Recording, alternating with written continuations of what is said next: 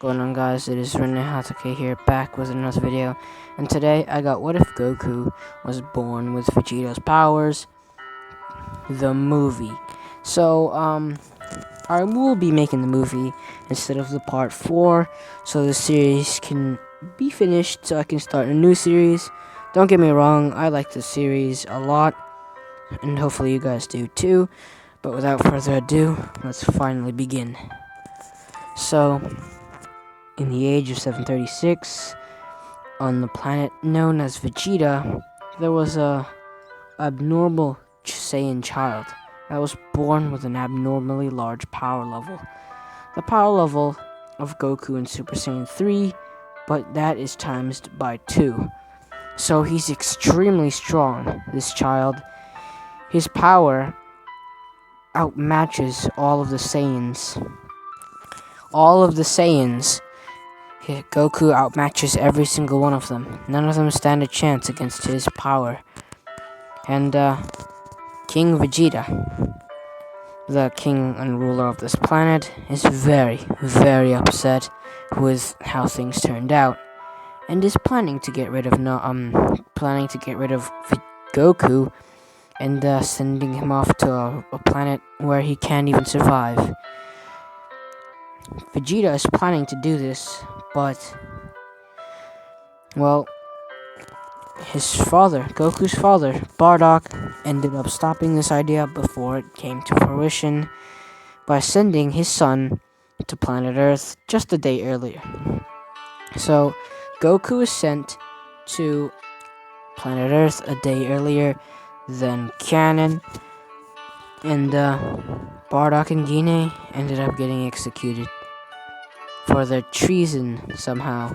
They ended up getting executed by King Vegeta, but that doesn't help out King Vegeta in the slightest, since he is still gonna get destroyed by Frieza, and so is the planet. So that doesn't really stay different from what I've said already. But Goku lands on planet Earth, and the first person to find him was Gohan.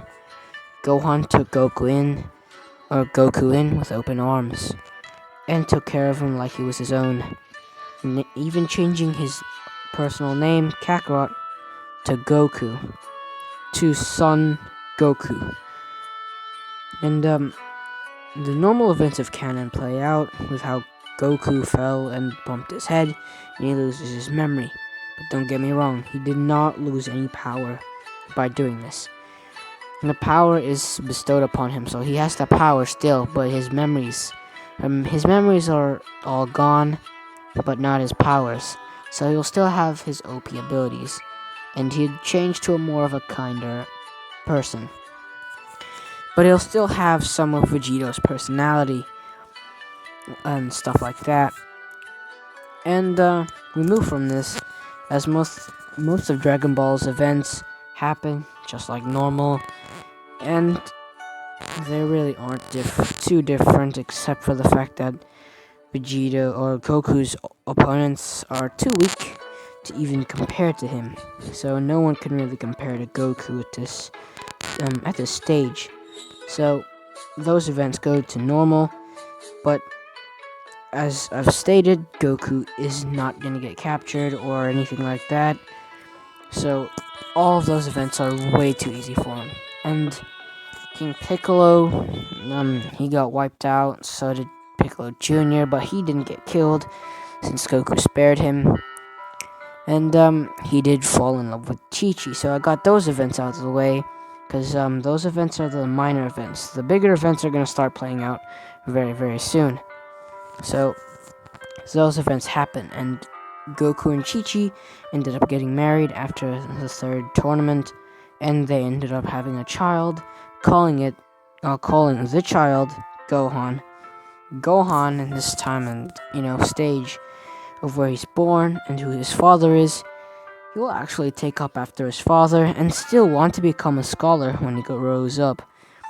Since Goku has some personalities of Vegito, he would definitely try to influence his son to get into a bit of martial arts to protect himself. And one day, if he wants to actually be like his father or be like Goku, then that will also play out very well for him. And Goku is trying to influence Gohan to get into some martial arts, just in case it is necessary.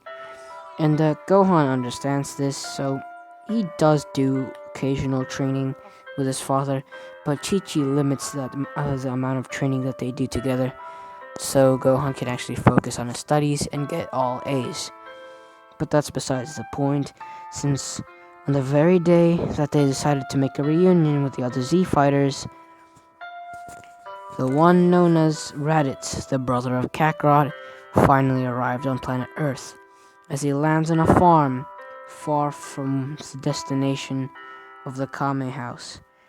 As he gets off his space pod, he looks around sensing power levels.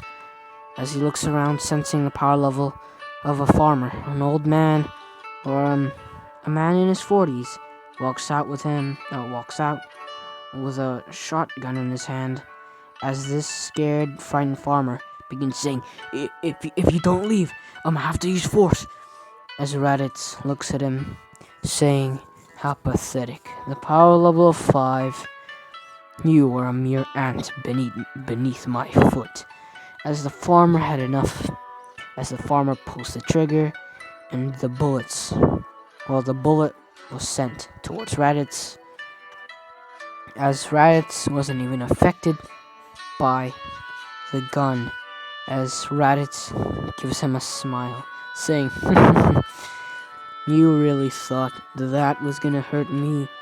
As Raditz raises his hand slowly, as Ki starts to surround his hand, or makes a ball out of his hand, as he makes a Ki blast and fires at the farmer, incinerating the farmer instantly. So, Raditz begins saying, Kakarot hasn't done his job. I'm gonna have to fix that. As Raditz charges up his Ki and flies off, searching for high power levels, as he knows his brother is a monster beyond any other. But he was sent here. Not alone, though. This is the change that I'm gonna make. He was not sent alone this time. Nappa was sent along with him, but Nappa went off course and landed in another side of planet Earth. Not on the tower or anything, but he landed on a city. I'm gonna say it's pretty close to Capsule Corp, which actually is near Raditz's area, so they weren't separated too badly. As Nappa begins communicating with Raditz, saying, Raditz, you know the mission. Find your brother and bring him back to us. If not, we might have to use force. I don't want to have to do that because your brother is a monster and all. He might kill us all, but hey, if he hasn't killed these humans yet, that's a good sign for us. But not for him, since he's an elite warrior. But, they continue their conversation about this, and Goku, basically. And they fly off to see or find any other high power level. And the first high power level was immediately sensed, as they were drawn to it, as they go apologies for all the stuttering, but as they go closer, their scouters explode. As they continue going near the power level, since their scouters are broken, they know they're at the right spot, as they see a small little island with a house on it. As there are multiple people on the island, as they see the one they're after. The one in the orange gi, and a little boy beside him. As Raditz and Nappa land on the planet, or not planet, but on that island, saying, well, Kakarot, it seems you haven't done your job properly. But as Raditz looks, seeing a little child behind Goku with a Saiyan tail. As Raditz began saying, well, at least you've done one good thing. You're starting to revive the Saiyan race. Well done, brother. But that's the only congratulations I'll ever give you. As Raditz began talking and, trying to negotiate with Goku, saying, join us, and we will conquer the universe together, destroying every other planet that gets in our way, people on their planets, Everything that gets in our way will be demolished under our boot. Now, will you join us? If you don't, or if you choose not to, we'll have to use force. As Goku chuckles, saying, well, big brother, I would love to accept your proposal, but no, thank you. So, you decided to choose this fate for yourself, Kakarot. Well, I've warned you. As Raditz tries to land a knee in Goku's gut, Goku basically blocks it with his own knee and headbutts Raditz, which actually knocks him to the ground as Goku grabs Raditz by the neck and also gut punches Nappa, which paralyzes or stuns Nappa for a few seconds as Goku flies off with him, trying to find the desert wasteland so they can continue their battles there. As Piccolo sensed Goku's power leaving, so he decided to join him as well. As Piccolo, since Goku is a lot stronger, everyone is influenced to be a lot stronger due to Goku being strong. Because, they want to defeat Goku and prove to Goku that they're also able to keep up. So Goku influenced them to become stronger. So Piccolo will not be sitting in the power level of 220 or something. That's his previous power level. He will not be sitting there. He'll be sitting at the power level of about 700, which is a pretty decent increase in his power, but nothing close to Goku nor Raditz or Nappa. But still, he decided to join since he was the stronger of the Z fighters anyway. So Goku and Piccolo do their duo like normal against two foes instead of one, and began their fight. And Raditz was up against Piccolo, and Piccolo was getting demolished by Raditz, even though like Piccolo was trying to, thing is, Piccolo is trying his best, but is getting utterly demolished. Even though he can't really do much, he's still doing his best to try to put up a good fight. And Raditz sees his determination and laughs, saying, "You Namekian, you think you can stand an actual chance against me? Raditz, that's impossible. You should just die already." As Raditz tries to pull a double Sunday, Piccolo actually just duplicates himself. I think he has that ability to duplicate, or just to use illusions. If not, I'm just gonna make that a thing. So yeah, he duplicated himself as Raditz couldn't find the real one, but Piccolo was right behind him as Piccolo fires a Masenko straight towards Raditz, and Raditz actually got hit by this attack, and it did stun Raditz a bit, but this wasn't enough to take Raditz down fully. As the fight really continues, Goku was up against Nappa. Nappa throws a lot of punches against Goku, as Goku was pretending that he wasn't strong and was getting ragdolled. So this is like the scene in the Buu saga when, Buhan was, actually decimating Vegito. Quote-unquote decimating Vegito. But really, Vegito was getting a warm-up, and that's exactly what Goku's doing right now, as Goku starts stretching, saying, "Well, that was a good warm-up, but thank you for that. That tickled." As Goku just punched Nappa straight in the gut, and that punch made Nappa pass out immediately, as Nappa was knocked out, as his eyes dilated. He isn't gonna die, but his eyes just, when you get knocked out or something, his pupils just vanished as he gets knocked out, but they'll reappear when he wakes up again. But anyways, he basically just got knocked out by Goku with one punch. You guys probably want to see a whole full fight with Nappa, but if I'm being really honest, you can't really have a good fight if your opponent's that weak. So there's no good fight that's gonna actually happen here. if you want to see that, you're gonna have to move very quickly up into the story when they fight someone else. But we move, so I don't want to spoil too much. But we move from this as Goku just helps out, well, not Vegeta, but helps out Piccolo, as he just knees Rad straight across the face, sending him into a mountain, which knocked Raditz out as well, as Piccolo was a bit injured, saying, "I didn't need your help. I had that one in the back." Yes, Goku began chuckling a little bit, saying, "It didn't look like that to me. But hey, we should finish these guys off. Well, I don't want to kill my brother, but if he still chooses to do such things, then I'll let you finish him off."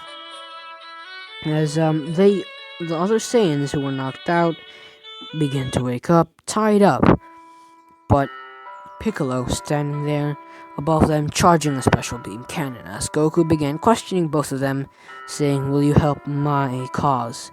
Will you join me instead?" But they refuse, and Piccolo ultimately just fires the special beam cannon, incinerating, well, not incinerating, but blasting a hole straight through both of their chests, as they both vanish into the wind, as they both perish and die. But we move from that, and Goku just saw something on their heads, as he realized they might be communicators, so he decided to destroy those scouters, saying, "If there's anyone listening," oh, talking to Piccolo though, he's talking to Piccolo right now, so if there's anyone listening to our conversation, well, we should have destroyed these earlier. As Goku realizes that there might be another Saiyan out there that could potentially be stronger than him. Well, not really stronger than him, because he doesn't know that yet, but still potentially stronger than him. He needs to train up just in case. As Goku began ordering and instructing everyone to get stronger and to train a lot harder, because it might take a while for that opponent to get here, but he might be strong, so they need to get a lot stronger than the strength that they're at now. As they actually start training immensely harder, as Goku uses the hyperbolic time chamber with Gohan, to get one day of training in the hyperbolic time chamber will be one whole year. So that one whole year would be way more than enough for Goku to teach Gohan and to help him catch up to the strength that they're needing him to be. As Gohan, I think his base power level as a child was, pretty high. But if that's not the case, it wouldn't really matter, because he caught up to the power level, I'd say to the power level in one whole year, power level of 1000 that whole year. So he's basically the same strength that he was at in canon when he was actually ready to he was in the middle of the fight against the Saiyans already, so at the beginning of the Saiyan saga. But still, we move from that, as Goku does not just train Gohan, he also helps train Piccolo, as Piccolo doesn't need water in the hyperbolic time chamber. So Goku and Gohan hop in a second day, or hop in again for 2 days this time with Piccolo. Since Piccolo doesn't need food, all he needs is water, they can stay in there for possible 2 years in there. So they stayed in there for about 2 days, which is 2 years, as they got a lot stronger. Well, Goku did improve his strength, but not too considerably. But Goku sees that this training isn't too useful for him. He might need something a lot harder, so he began asking Kami, "Do you have any other form of training that's much more sufficient than this? This might be sufficient, but it's not sufficient enough. I need something that will help me grow stronger exponentially." As Kami began thinking, saying, "Well, I see. There's only one way, I guess.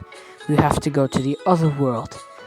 And I'll ask King Yama to take you to a god above me. His name is King Kai."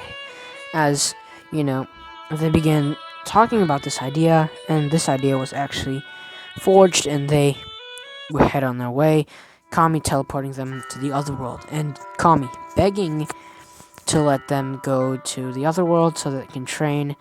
And Piccolo wasn't originally allowed at first, but through Goku's convincing, well, they were allowed to go, all three of them. And it didn't take them long, since Gohan's buffed up. He's not gonna hold him back a little, so they're gonna actually make it to King Kai's world. At the end of Snake Way, at about not 1,000 years, but that's gonna take way too long. But I'd say about an hour and 30 minutes to 2 hours. That's how long it would take them to make it to King Kai's planet.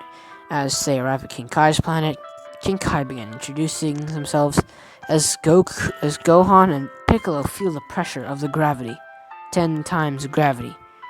But Goku, he's already, very strong, and this doesn't really squash him. This 10 times gravity is nothing for Goku, since he's already built strong, so no way he's gonna fall under 10 times gravity. So, what was I gonna say? But yeah, King Kai began introducing himself, saying, "My name is King Kai, and I'm gonna train you, so you better be ready." As King Kai, cracks a few of his jokes. I'm sorry for my King Kai, interpretation of his voice is very bad. I'm not too good with these voices, but we continue.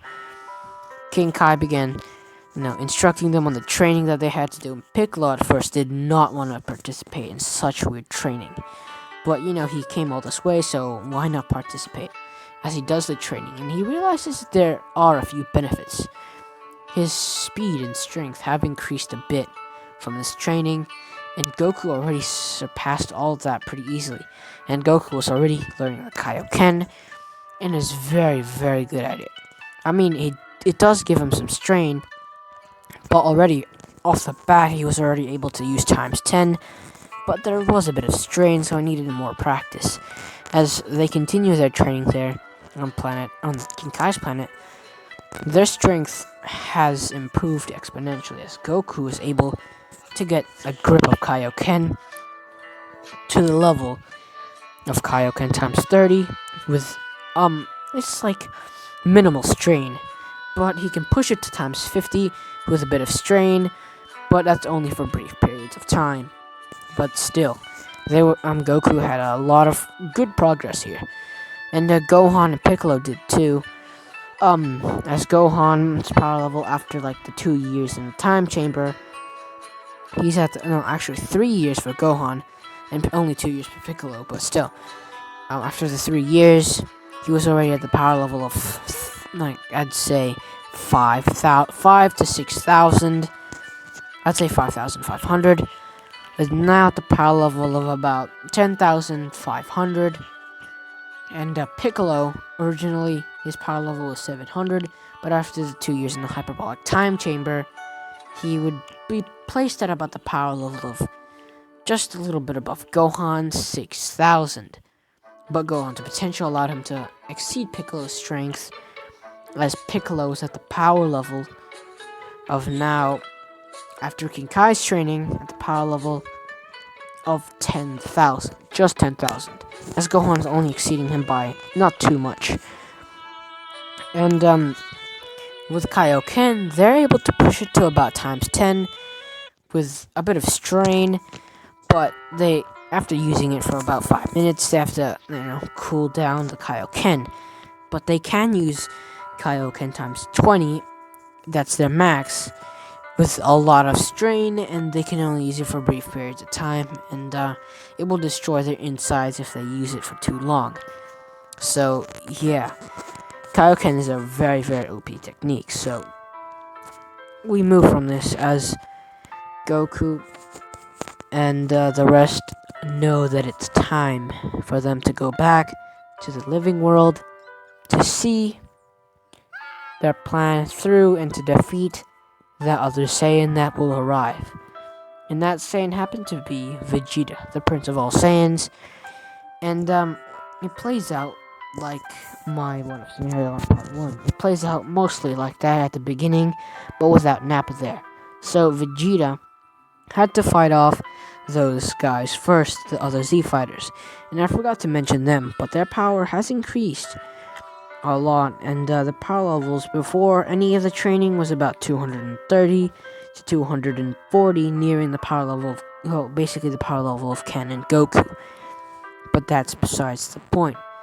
We move from that, and they actually do have a lot of good teamwork to try and stop Vegeta, with Chaozu and Poir distracting. Well, Poir can't even do much, so Poir's not even there. It's only Chaozu.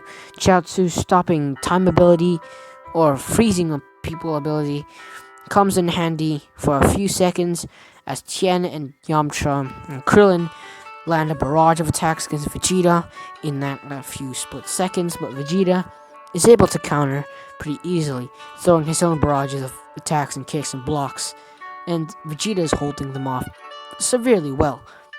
But he has taken minimal damage, which has lowered his power level just a little bit to about 17,700. Not exponentially, but just a little bit. And Vegeta has finally had enough of this as he knees Tien right in the gut, knocking him out, and then doing a spinning back kick straight towards his face, knocking him into a mountain as he grabs Krillin and starts kneeing his face over and over.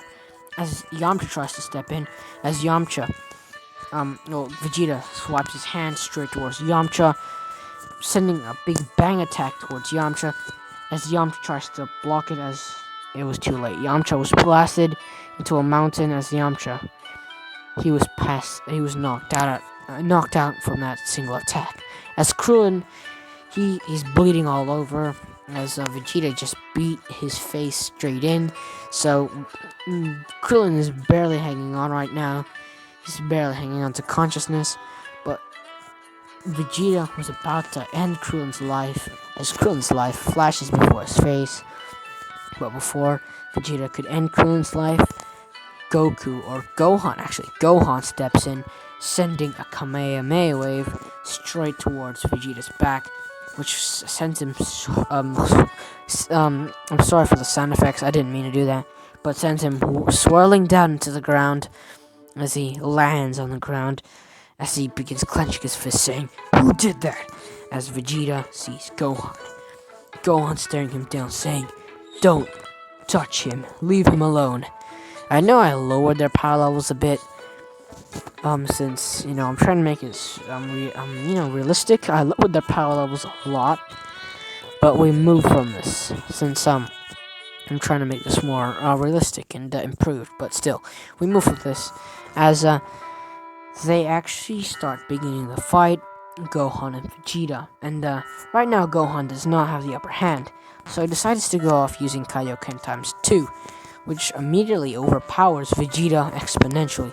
So Gohan's only using times 2, which is enough to overpower Vegeta. As Vegeta and Gohan have their duel, as Gohan and Vegeta are going blow for blow, but Gohan has more of doesn't have the same reach as Vegeta.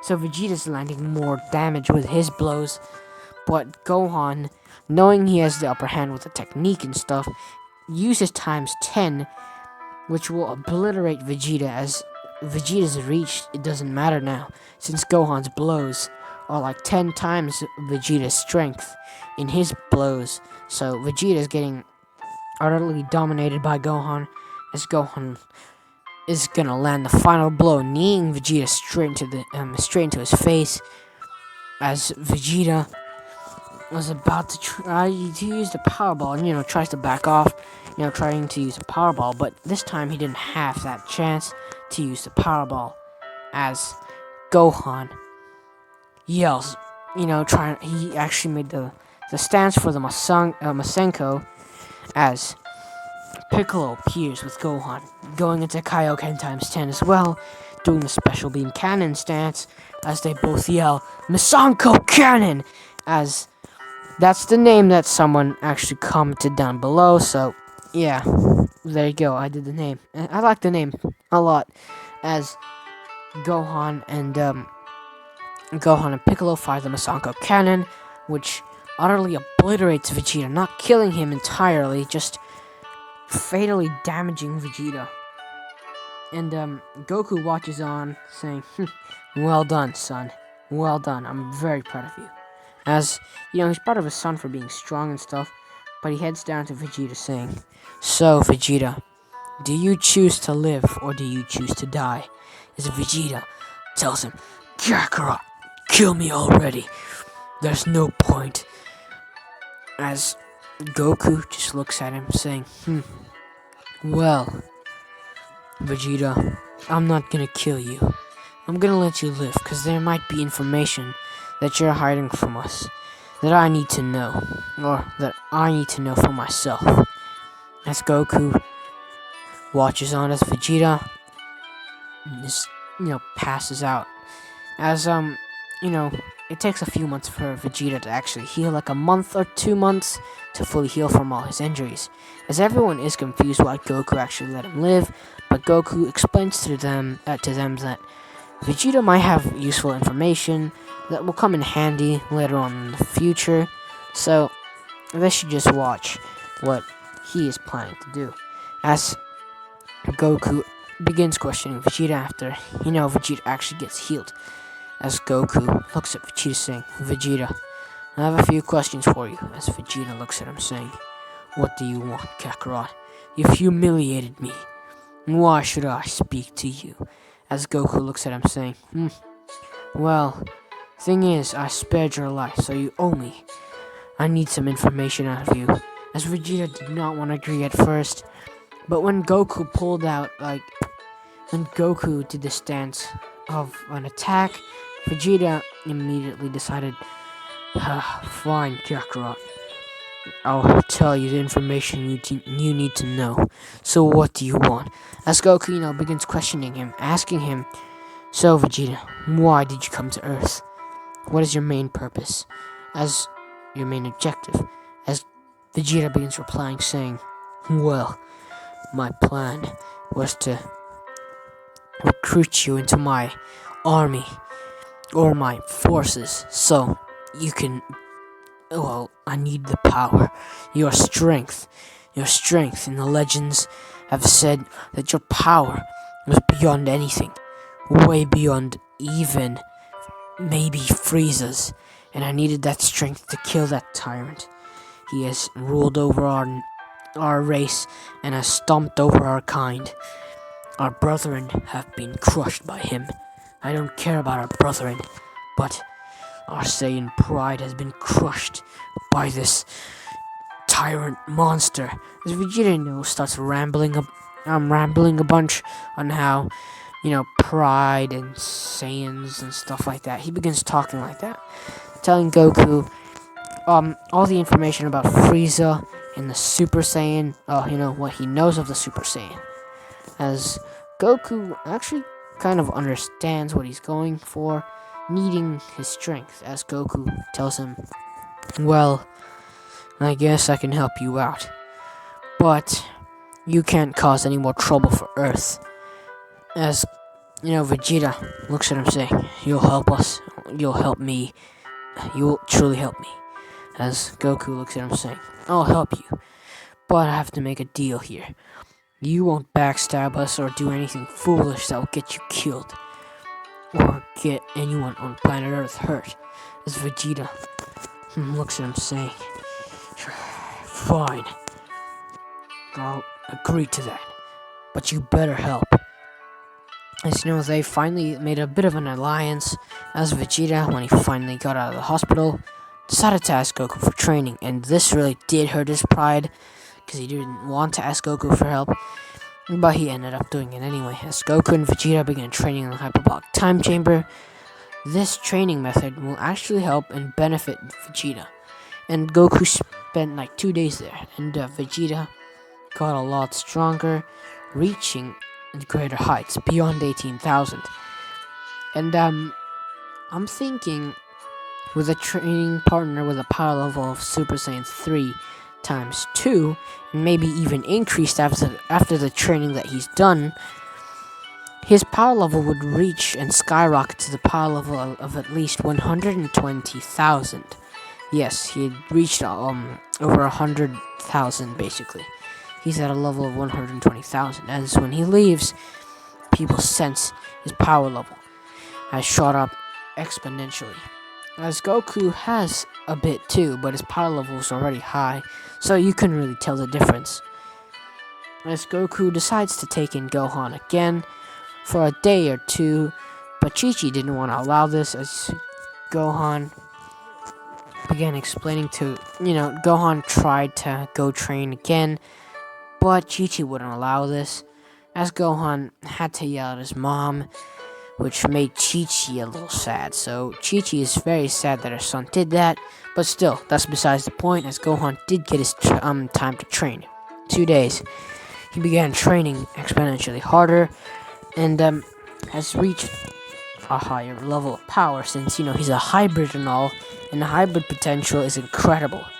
And especially if you have someone whose power level is already high, beyond a level of Super Saiyan to begin with, then you would definitely catch up to a high level power.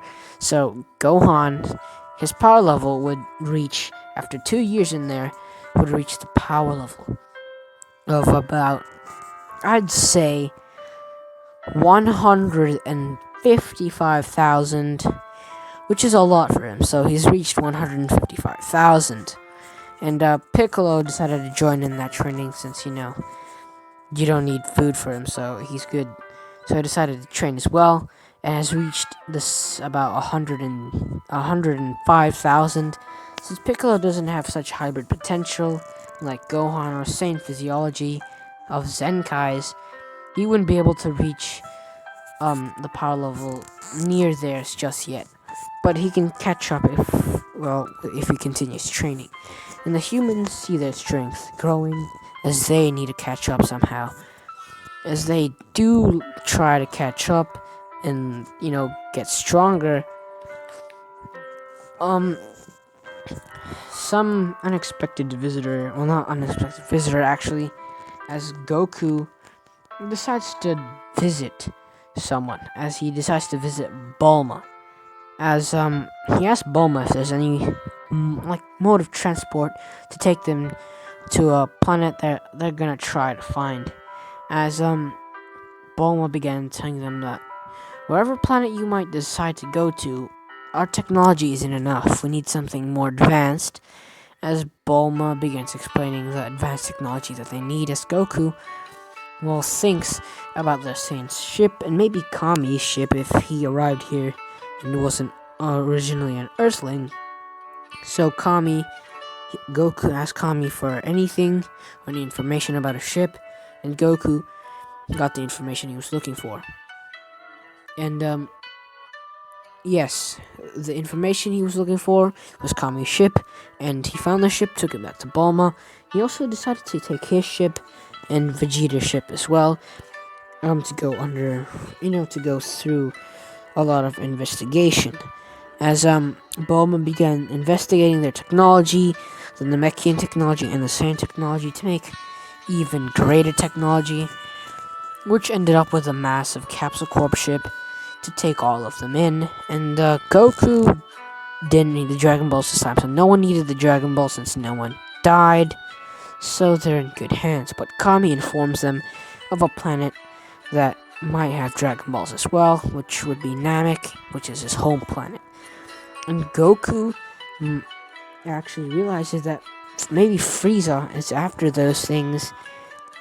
So if Vegeta was after them, I didn't tell the full story of how that thing went, but yeah, Vegeta did explain that he also wanted the Dragon Balls to become immortal, just in case Goku didn't want to join them. But still, we move from that as they actually began preparing to leave planet, as Bulma had mapped out everything that they need to go to Namek, and they're all set to go. And this room also has an advanced technology that allows them to adjust their gravity, which would be the gravity room. And the ship there'll be actually not just one ship, but 2 ships. There'll be a ship for 2 Saiyans, for the Saiyans, and then for the humans. And the humans got a smaller ship, and they still have a gravity training room. But this would take a lot longer than like a month or 4 months. This would take about 8 months. Not eight. Yeah, I'd say 8 months, which would make them a lot later than normal. But still, they decided to head off together as their destination was Namek. And Frieza, he wasn't gonna head there just yet since he didn't get information about these Dragon Balls just yet. But we move from this as Frieza wasn't at Namek just yet, but he got some useful information. I'm gonna say it got plot. So one of the soldiers have plot, and they found some information. So it's just plot, okay? Plot armor, whatever. I can't explain it right now because I'm changing a lot in this story, but still. Frieza got some useful information, so I decided to head to Namek to check out these orbs, or wishing orbs. But before Frieza arrived, the Saiyans and the Z Fighters arrived first. And they decided to scout out for any Dragon Balls. And Goku, being a little more smarter, he has the Dragon Radar to search for Dragon Balls. As he began searching for any Dragon Balls that they can find. And they arrived at a few villages and take the Dragon Balls nicely without killing anyone. So they've already collected about 4 Dragon Balls when they sense the presence of the Emperor of the Galaxy himself, the Emperor of the Universe, Frieza. They sense Frieza's power heading towards Namek, so they need to hurry up as Frieza was about to land. They finally got the 5th Dragon Ball, but Frieza already sent out his army to search for any inhabitants or Dragon Balls. But when Frieza was nearing planet Namek, his scouter did sense a magnificently high power level, and that happened to be Goku. So he already knows that there's someone very strong on this planet since his scouter blew up. All their scouters blew up, so no one really knows what to do. So they need to. All Goku's trying to do right now is Frieza, my bad. All he's trying to do right now is to find the Dragon Balls so he can actually stop whoever this high power level person is, because he needs the immortality if this person is truly this strong. As Frieza doesn't want to believe that it's that Saiyan from that legend, in the Saiyan legend, that there would be one Saiyan in many generations, or this one generation, that will be born with a power level of something beyond comprehension. And that happened to be this generation, and this isn't going to end well for Frieza. But we move from this, as Goku has already collected 6 Dragon Balls with everyone else, as one of the Frieza Force soldiers, well, a few of them actually, found a village. Well, they found a village and started terrorizing the village, as Goku began ordering his team around, saying, "Alright, the Frieza's army has arrived, so split up. I'll take Gohan with me. You guys can pair up with whoever you want to. I'm gonna go find the last Dragon Ball, and I'll take all these with me." And Goku began explaining his plan and how they should stop the invasion of the Frieza forces, as the plan was gonna go smoothly for them, not for the Frieza force. As Goku heads over to the palace of the Elder Namekian Guru. As Guru had a bodyguard named Nail, as Nail was about to defend Guru, as Goku began explaining his motives and why he has the Dragon Balls. And Nail allows Goku in, and Goku begins speaking with the Elder Namekian, and during the conversation, the Elder Namekian had spoken to Goku, saying, "Son Goku, I want you to come closer." As Goku stepped up, Elder Guru touched his head, or grabbed his head, saying, "I will give you a gift. You and your son will get this gift." As Gohan also came forward, and both of his hands, or Guru's hands, were on both of their heads, as he awakens both of their potentials. And Goku's potential is way too high, but Gohan's was way too high as well. So Guru only awakened a portion of their potential.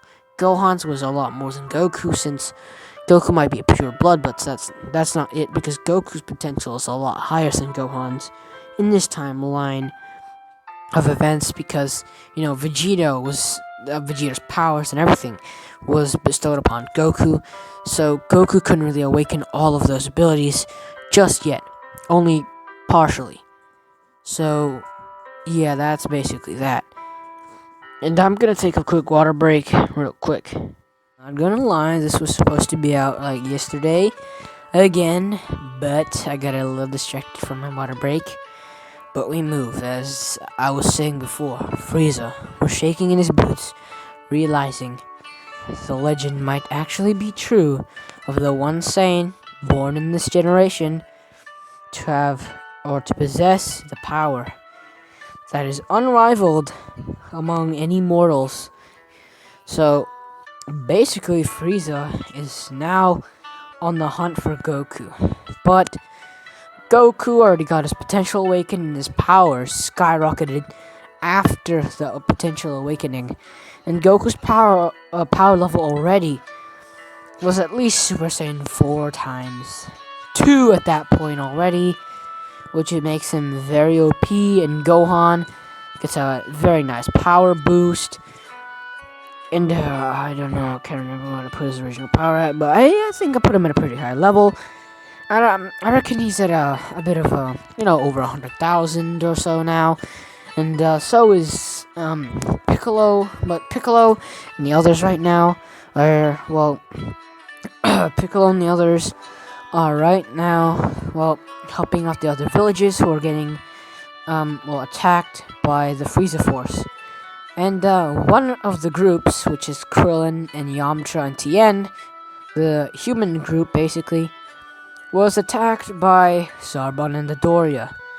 And Zarbon and the Doria actually tried to put up a fight, but it was no use. Zarbon and the Doria actually lost to the humans. Since the humans are actually buffed up, why they buffed up is because they've been seeing how well Goku's grown in power and how much they compared to him. And right now, they're never going to catch up at this rate. So they decided to pick up the pace and try to catch up with a lot of training, and it actually paid off, with them being able to defeat Zarbon and the Doria pretty easily this time, actually. But now, after taking down Zarbon and the Doria, they left for another village to make sure others are safe. And during this travel, or doing this, in a way, they actually ran into Dende, one of the villages that Frieza was actually in. Frieza was in the village, and Krillin and Yamcha and Tien watch nearby as they see all the Namekians getting slaughtered by Frieza's death beams, as Frieza was asking questions of where the wishing orbs were, and if he's seen any Saiyans around. And none of them are truly responding, so they're all getting executed with no mercy. And while Frieza was distracted, Krillin actually just basically flew in as fast as possible and blinded Frieza with the solar flare, and that actually works, as Frieza was blinded, as Tien and Yamcha get all the surviving Namekians and move them out to another village. As Piccolo actually decided to have a good plan on this, to take all their saved Namekians to a little refuge that they made, and it was a good idea that paid off, since all the energies of the Namekians that they've actually helped were all in like a big cave area. And Piccolo was going through the villages and sees a few of the villages still haven't evacuated, so he decided to help out. So the evacuation plan is going according to plan, as Piccolo have actually thought of, and most of the apologies for the stuttering, but most of the Namekians have finally been evacuated, but few of them haven't evacuated yet, which is why Frieza is trying to get some information.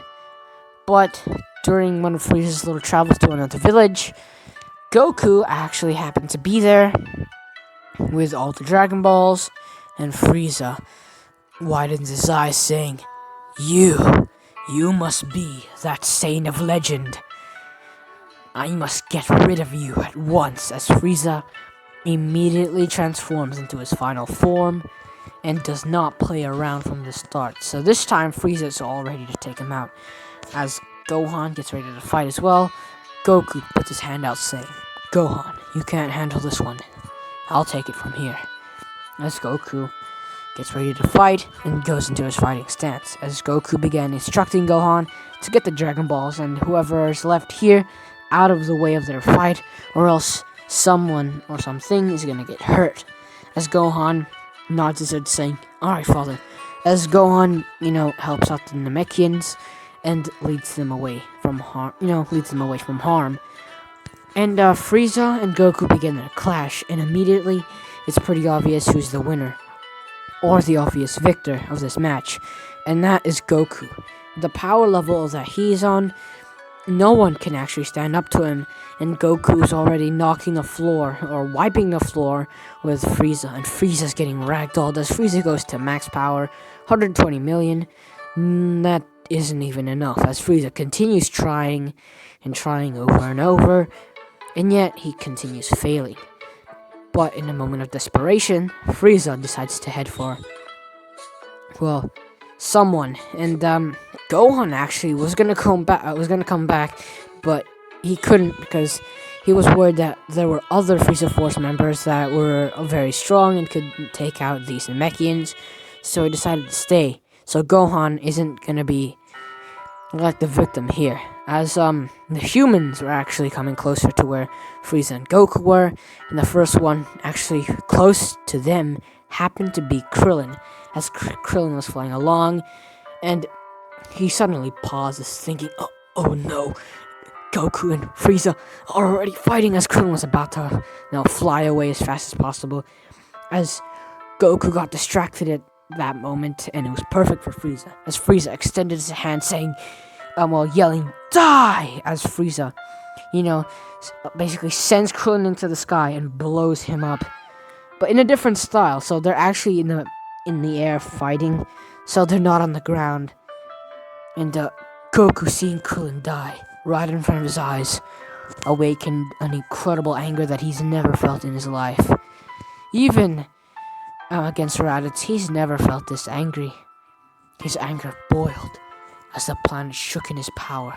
His power basically made the oceans go violent as the winds in the sky began swirling, as Goku's hair began flickering from its normal black color to a blondish goldenish color, as a golden aura begins coming from Goku, or radiating from Goku, as Goku yells, Frieza! And after yelling that, Goku's hair fully changes to the golden color, as he also radiates that golden aura, or golden color, as he has transformed into Super Saiyan. And this Super Saiyan is OP, and with my calculations and research on Super Vegito, I'd say Super Vegito was stronger than, or equal to, God Goku. Super Saiyan God Goku. He's either equal or a little stronger than God Goku, so it depends. It really just depends. But still, we move forward from this as, I can't really explain the power level too much because it's rather OP at this point.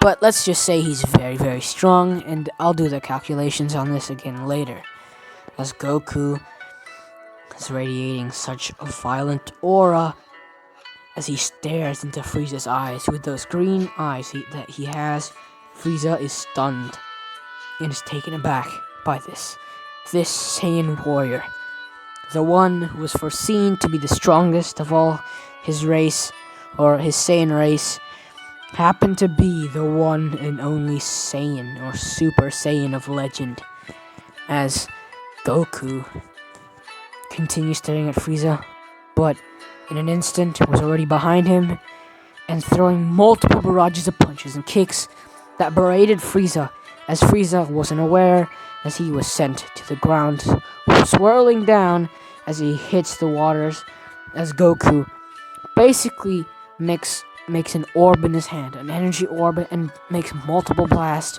So an energy volley basically. He fires an energy volley straight towards Frieza, as Frieza gets berated by those attacks, as Goku also yells Kamehameha as he fires, but he was actually yelling, but I don't want to destroy your guys' ears because my mic quality isn't too great already, so that would just make it worse.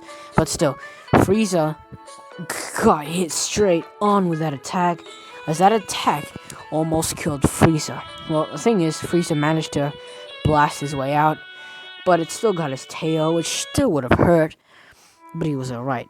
The energy volley managed to gravely injure him, and the Kamehameha wave ripped off his tail, as Frieza is panting and breathing heavily, as Frieza looks at Goku, as he sees that he's not gonna get any mercy from this guy, as he knows he's already finished.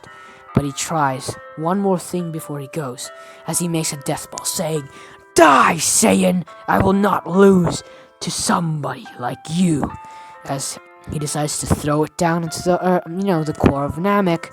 Goku basically instantaneously seemingly teleports to close enough to the beam, as he makes the move called the Excalibur or something. It was something called the Excalibur, but I'm gonna call it simply a Keyblade.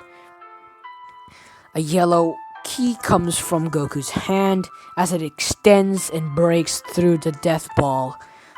As the death ball is cut in half, and a mini explosion happens as Goku basically gets ready to cut Frieza into a million pieces, as Frieza looks at him saying, "There's no way I'll let you kill me," as Frieza tries again to do another death ball, but yet it's still in vain, as Frieza gets chopped in half by Goku, and Goku, with an instant move, turns around, it blasts Frieza and incinerates him with a ki blast, making sure that Frieza is not alive anymore, as Frieza was incinerated and is not in the living world, as Goku is furious and his power is continuing to grow.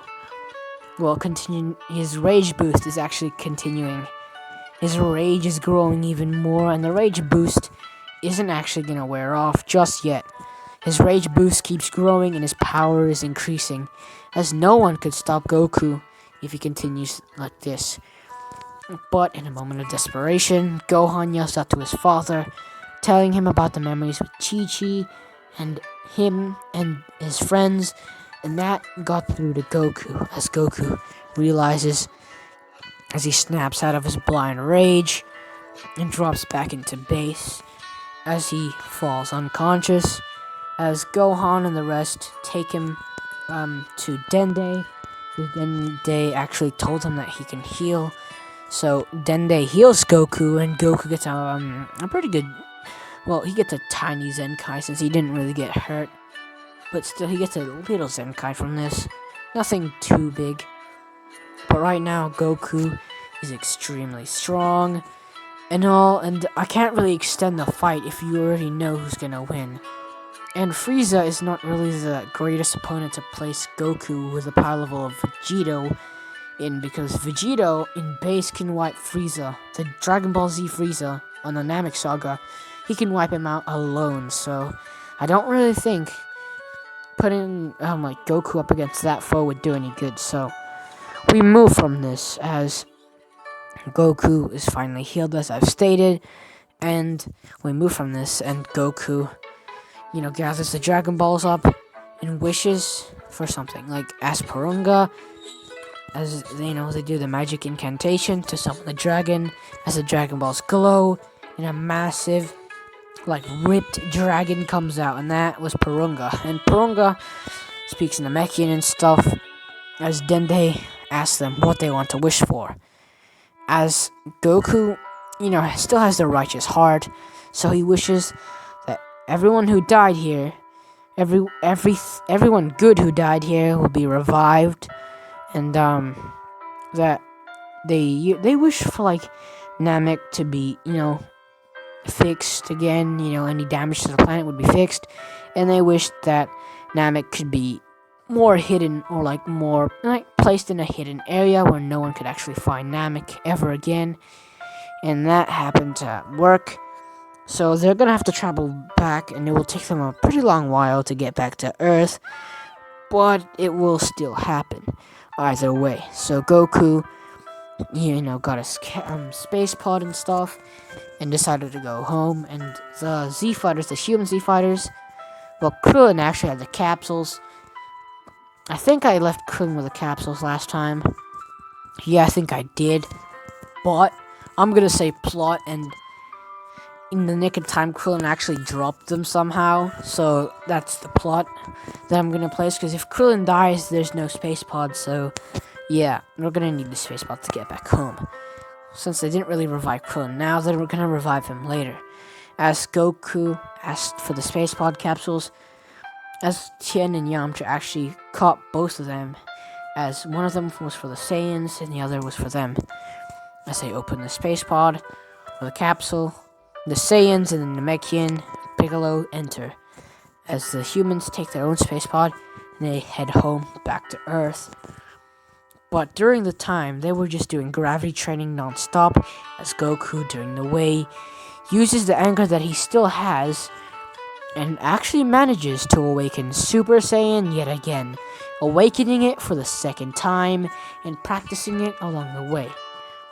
But during their trip heading back to Earth, since they're way further away, they actually almost ran out of fuel or something. There was a malfunction. They had a malfunction, so they headed down to the nearest planet that they could, and that happened to be Yardrat. I didn't include this, but I will now. They headed to planet Yardrat. Both ships had malfunctions, which is another plot that I'm gonna add. So both had malfunctions and they needed repairs for their ship, and Bulma didn't, add in. She did add repairs, but they're way too far for communication, and they don't know what to do to, fix the ship. And Goku needed like someone to communicate to actually fix the ship. And I'm just gonna say they're way too far away and out of range, so they can't. So right now, they just headed to planet Yardrat, and they landed on the planet, and they see all the, the Yardrat citizens. And, I don't know what they're actually called. Are they called Yardrats? I don't know. But still, the people of Yardrat, basically. All the people of Yardrat was there, as Goku, tries to explain everything to them. And their captain, or their leader, shows himself and, explains everything to them, as, Goku thanks them, and the people there actually helped them repair their ship, and it didn't take too long. But Goku asked if there's any useful techniques that they can learn here, as that was actually a good question.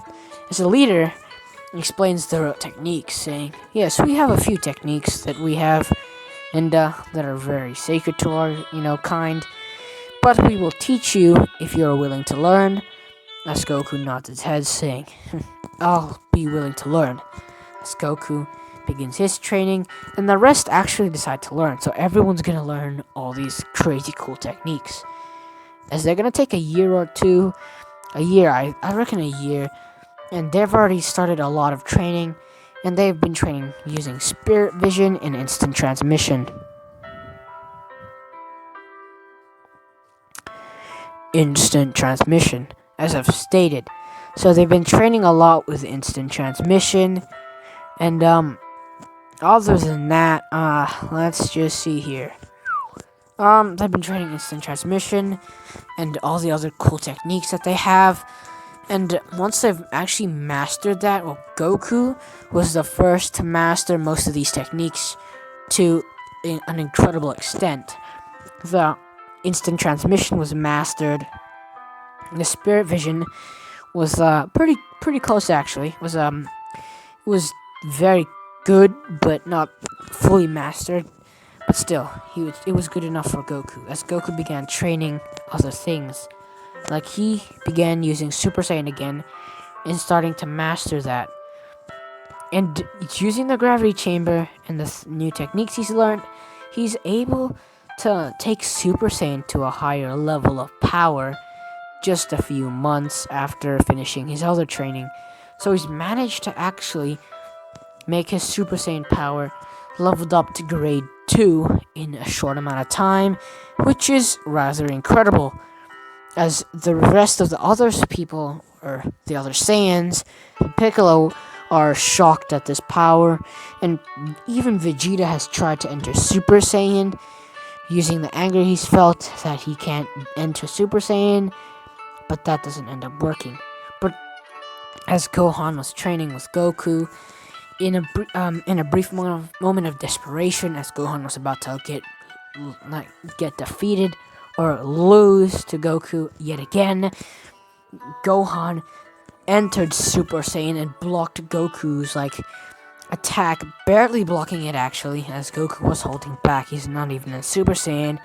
Gohan enters Super Saiyan and barely blocks the attack, as Gohan was in Super Saiyan and backs up a little, as Gohan exits Super Saiyan, because it's very draining.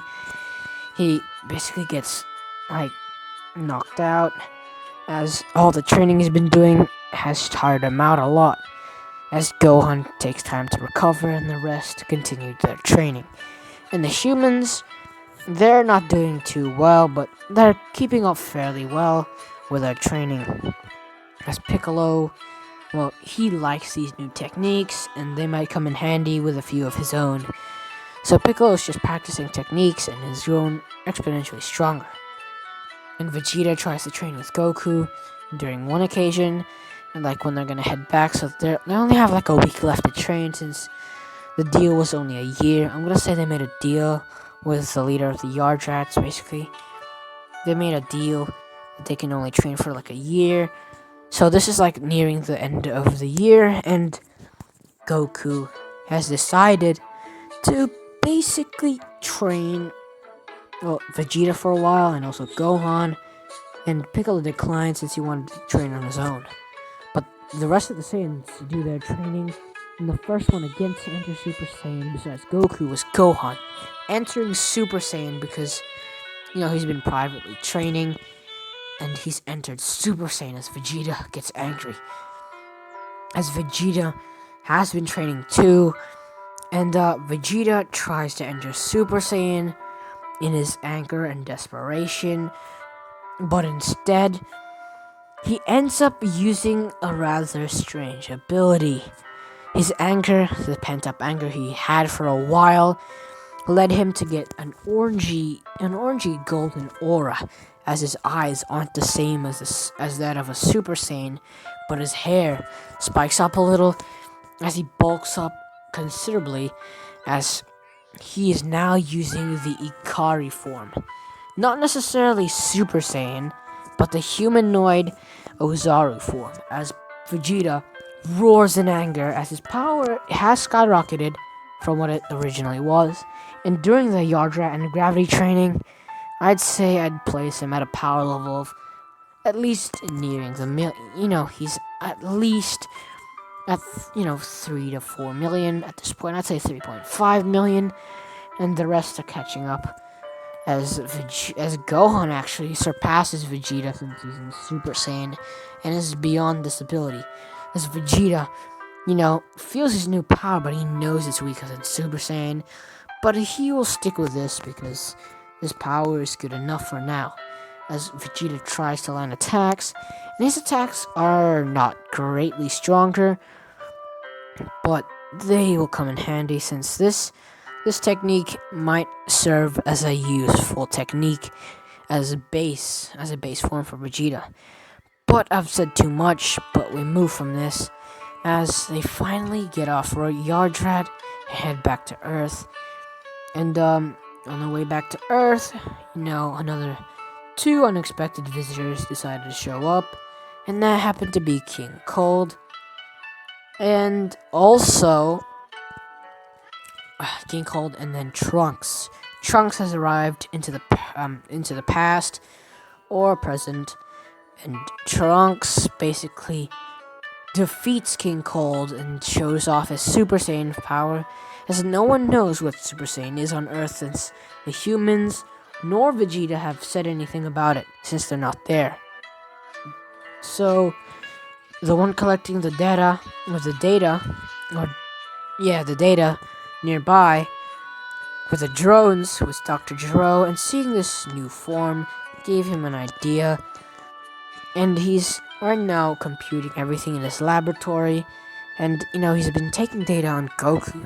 Goku's the most interesting one, since his power is hard to read for him, since Goku showed exponential strength and only used one punch to actually destroy his opponents. And he couldn't get much data off that, but he decided to, get a bit of his DNA by using, the forks that he might have used to eat with, or something like that. Those things to take your DNA. Yeah, he basically just used that to gather information about Goku. And, fortunately, he actually got some of the DNA of Goku, and managed to boost Cell, since he's working on Cell, to the level that Goku is on at base. Well, not at this rate, not now, not his power level now, but his previous power level before he went to Namek or anything, which is still considerably high, but not the same power level as before. But either way, Cell is way stronger, as Gero has been working on the other androids to perfect Cell, and he's worked on an android that could have he's worked on 3 androids. He's worked on others too, but he decided to focus on the 3 other androids, and that was 16, 17, and 18. And 2 of those actually has the ability to turn into a super form, or has the ability to transform into a super form. Yes, 17 and 18 will have a super form, okay? I'm gonna say they're just gonna have a super form, as their super form isn't gonna be something very flashy. It's gonna just give them, make them look a little buffer, give them a little, muscle mass increase. That's basically it. That's their super form, but don't underestimate it. It's exponentially stronger than both Android 18 and 17 in canon, basically. So they are way stronger, and once the Z Fighters actually arrive, Trunks began explaining everything to Goku and telling Goku about his father, his mother, and sadly, Trunks wasn't born yet in this timeline. Why is that? Vegeta wasn't on planet Earth. But, he might actually be with Bulma very, very soon. But still, we move from this as Piccolo actually heard everything that they said. But we move from that as Goku was warned about the heart virus, and he's a little smarter than this time, so he knows when to take a hint and to do the right thing, and he decided to take his medicine so he wouldn't actually get the heart virus. And he's been doing a lot of training after he's arrived back on Earth. And Vegeta has been doing a lot of training, but on some occasions spends time with Bulma, ended up getting a relationship with her, and soon enough Bulma became pregnant, and was pregnant with a little boy that they called Trunks. As sooner or later, the androids, or Gero, planned to do their attack.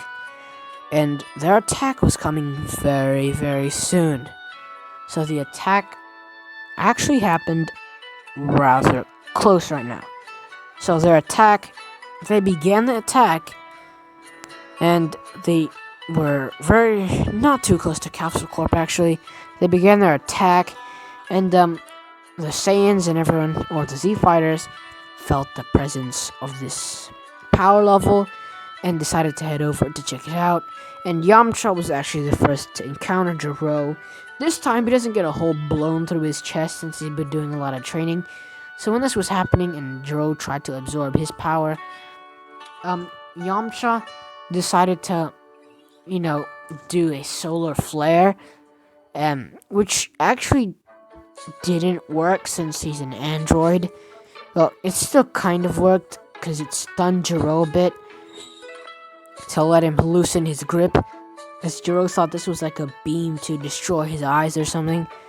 And it kind of is, but we move from that as Yamcha backs up and uses instant transmission to get to a higher area, to higher ground, and he charges a Kamehameha wave, blasting it to Jiro, as Jiro manages to get unstunned and bring out his, put both hands forward as he blocks the attack and absorbs it since he can absorb ki.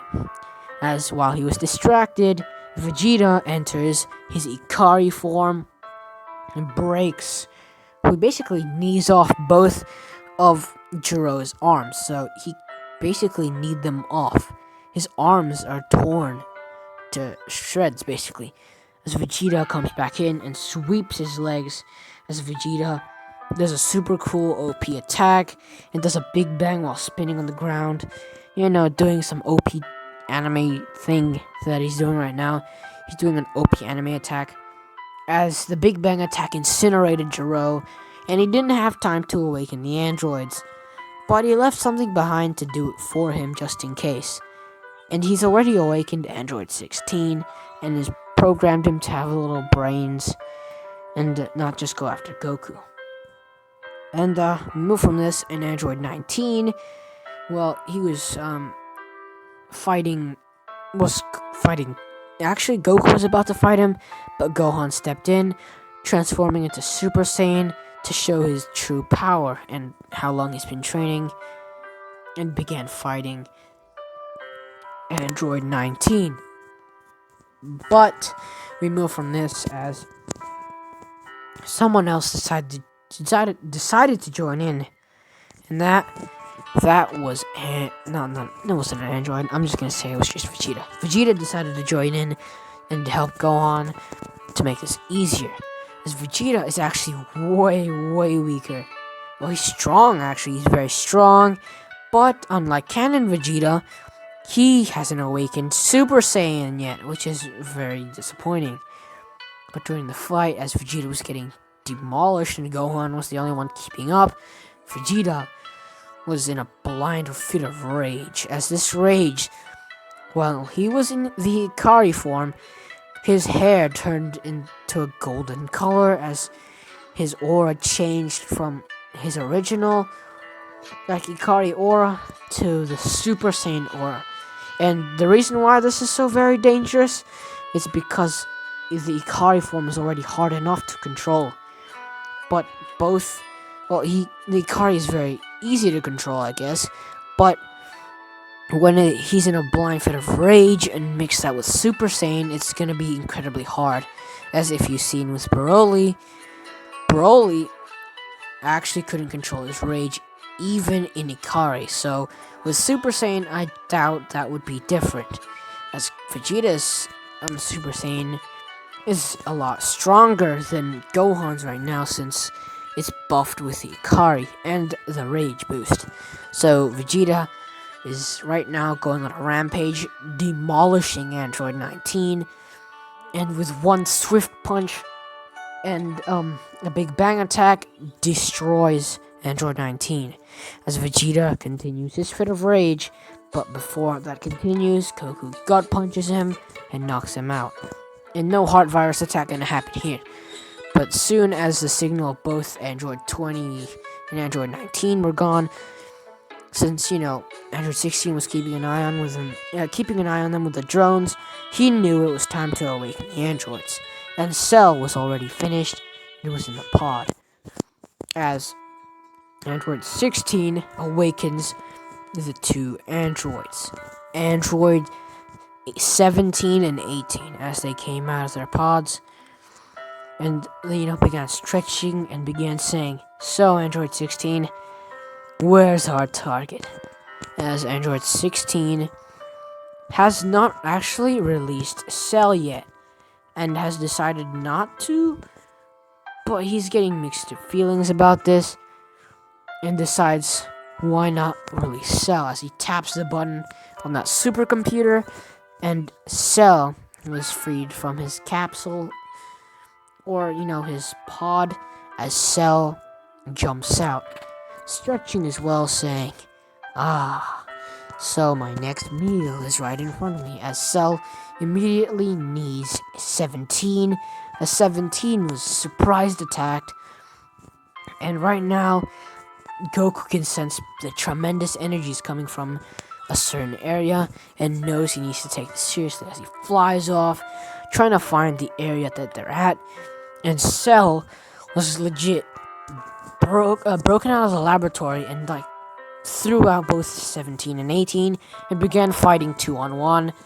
And right now, it's clearly obvious that Cell had the upper hand here, as 17 and 18 used their super forms, which gave them a little edge, but not too much edge, as Android 17 was blinded for a second, and that was enough for Android 17 to get absorbed, as 17 was absorbed in his super form, which means that 117 managed to boost Cell to his almost very close to the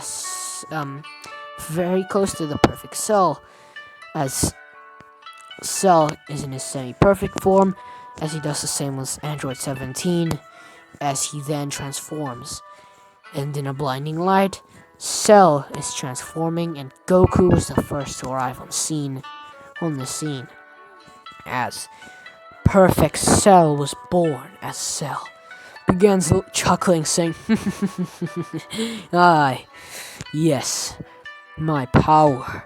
I can feel this incredible sensation," as Cell looks up at Goku, saying, "Ah, Son Goku, it seems that I have now awakened even stronger power beyond anything I've ever felt before," as he began laughing maniacally even more, as Goku looks at him, saying, "Crap," as he yells, "Crap, I don't think I can take him on even in Super Saiyan. Super Saiyan grade 4 might not be enough," as Goku yells, and his hair shoots up and turns into a golden aura, and his eyes turn green as he yells and transforms into a Super Saiyan at its max form, so Mastered Super Saiyan. But even this power wasn't shocking to Cell, as Cell looks at him, saying, "Ah, is that your full power? How pathetic. I was expecting a little more from you," as Cell enters his own super form. As Jiro gathered a bit of DNA of a bit of data or data on Super Saiyan, but it wasn't enough, so he decided to make an android version of that. So Cell isn't gonna have Super Saiyan, but seeing Saiyan DNA, so it's very likely that he could use that. As Cell transforms into his super perfect Cell form. Since he has two, he transforms into his super perfect Cell form, and right now he stacks he's basically really OP now with the super form that he has from Android 17 and 18, which is way stronger than Canon Super Saiyan. So right now Goku's backed up into a corner and he can't really do anything, as Goku looks at Cell, saying, "You monster, I'm gonna have to get rid of you on my own," as Goku yells into the heavens, as you can hear him yell, "Kaioken!" as Goku stacks Kaioken times 10 and began fighting Cell alone, basically, as his power was felt across the whole earth, as every punch from those two monsters could be felt. And right now, obviously, Cell is taking down Goku with zero effort, as Goku again stacks Kaioken times 20, making the fight even now. So they're both even, but Goku's taking exponential damage due to the fact that Super Saiyan was already pretty straining on its own, but he's mastered it to the level of no strain, almost no strain. But Kaioken was a whole different story. The strain of using Kaioken was incredibly high, and he can take times 20, but using it for way too long is way too draining, and his stamina is fading very, very quickly. As Goku, he's and this quick timesing it to 30 immediately, and even with this, Goku still can't get the edge over Cell, as Cell just keeps growing way too strong, and is getting a lot of power since he has regeneration. And absorbing both 18 and 17, he has now infinite energy. So Cell right now is OP beyond belief, as this fight takes hours and hours of time, as they continue this fight, but the fight is like getting drawn out. And I could start the Boo Saga here if I really wanted. Start the Boo Saga and get Boo involved. But, I can't do that. But I don't want to change too much of the story already, since I've changed a lot of things already from the original script that I did. But I will just continue where I'm going now, as the fight still continues onward, and the fight is getting drawn out even more. And I do have to say, Goku is struggling a lot. Goku cannot keep this up, as Goku was actually defeated by Cell. Cell defeated Goku, as Cell surprisingly needs Goku, which takes him out of Kaioken. Does a spinning back kick across his face, as Goku was sent swirling into a mountain, as Goku tapped out of Super Saiyan is basically near the brink of unconsciousness, as if he does pass out, everyone on this planet is gonna die, since he knows he's the only one to take down the strong opponent. But in the nick of time, Krillin was actually revived, and I forgot to mention this again, but Krillin was revived and was watching the fight very closely, and was waiting for an opportunity to help Goku, as he feeds Goku a Senzu Bean, as Goku gets back up, as Goku looks at Cell saying, "Dang, I really can't defeat him all on my own," as Goku flies up again in Super Saiyan, as Goku began testing out his theory, saying, "Cell, I'll show you my full power," as Cell laughed at him, saying, "You're not very good at lying, Saiyan. This and that Kaioken technique you are using was your very, very max. That was your max power. You don't have anything above that. That would be a bluff, son Goku."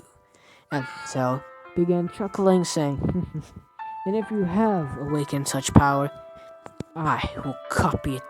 I'll copy that power with my own strength and make it twice as strong." As Goku looks at him, saying, "You're not gonna defeat me, Cell. You're not gonna destroy or hurt anyone else." As Goku began yelling, and you could hear his roar into the heavens, as his power skyrocketed from its original in mastered Super Saiyan to a whole new level, as lightning began surrounding Goku. And Goku, his aura exploded as Goku transformed into Super Saiyan 2, or Ascended Super Saiyan. So right now, his power even greatly surpasses Cell. And in that moment of shock that Cell feels, Goku began berating Cell with multiple attacks and not letting him recover, as Gohan watches from distance and so does the others, as the others know they can't really help. So Gohan, even though he knows he can't help, he decides to transform into Super Saiyan, and so did Vegeta, as they wait for a moment to strike to help out Goku. As Vegeta, he feels like he can stack the Ikari form onto it again, into Super Saiyan again, without him going berserk.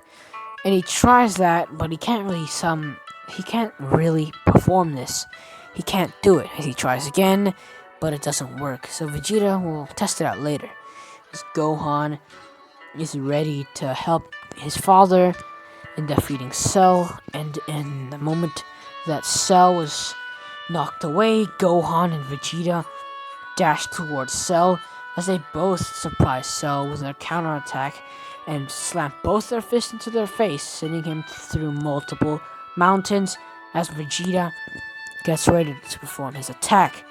As Vegeta makes the stance of a final flash, and Gohan the stance of a Kamehameha wave. As once they finish their sentences, they attack, the sentence of the attack, they yell final Kamehameha as they fire both the attacks, as both of the attacks actually merge together to create the final Kamehameha, and this attack was sent towards Cell, as Cell fires his own, and it was the Kamehameha wave, and tries to counter, and right now Cell overpowers them. And Goku plans besides the two, as Goku yells Kamehameha as he blasts this attack, merging it with the others, making an even stronger final Kamehameha that will destroy Cell. And Cell is thinking of escaping, but he can't, as Piccolo was behind him, and he finished charging up his but his special beam cannon. I think they call it in Japanese Masanko Konko, I think that's how you say it. But apologies if I butchered the name of the attack. But he fires a special beam cannon at Cell, which Cell actually gets hit with and pierces one of his arms basically, and he's basically only using one hand to hold up the attack.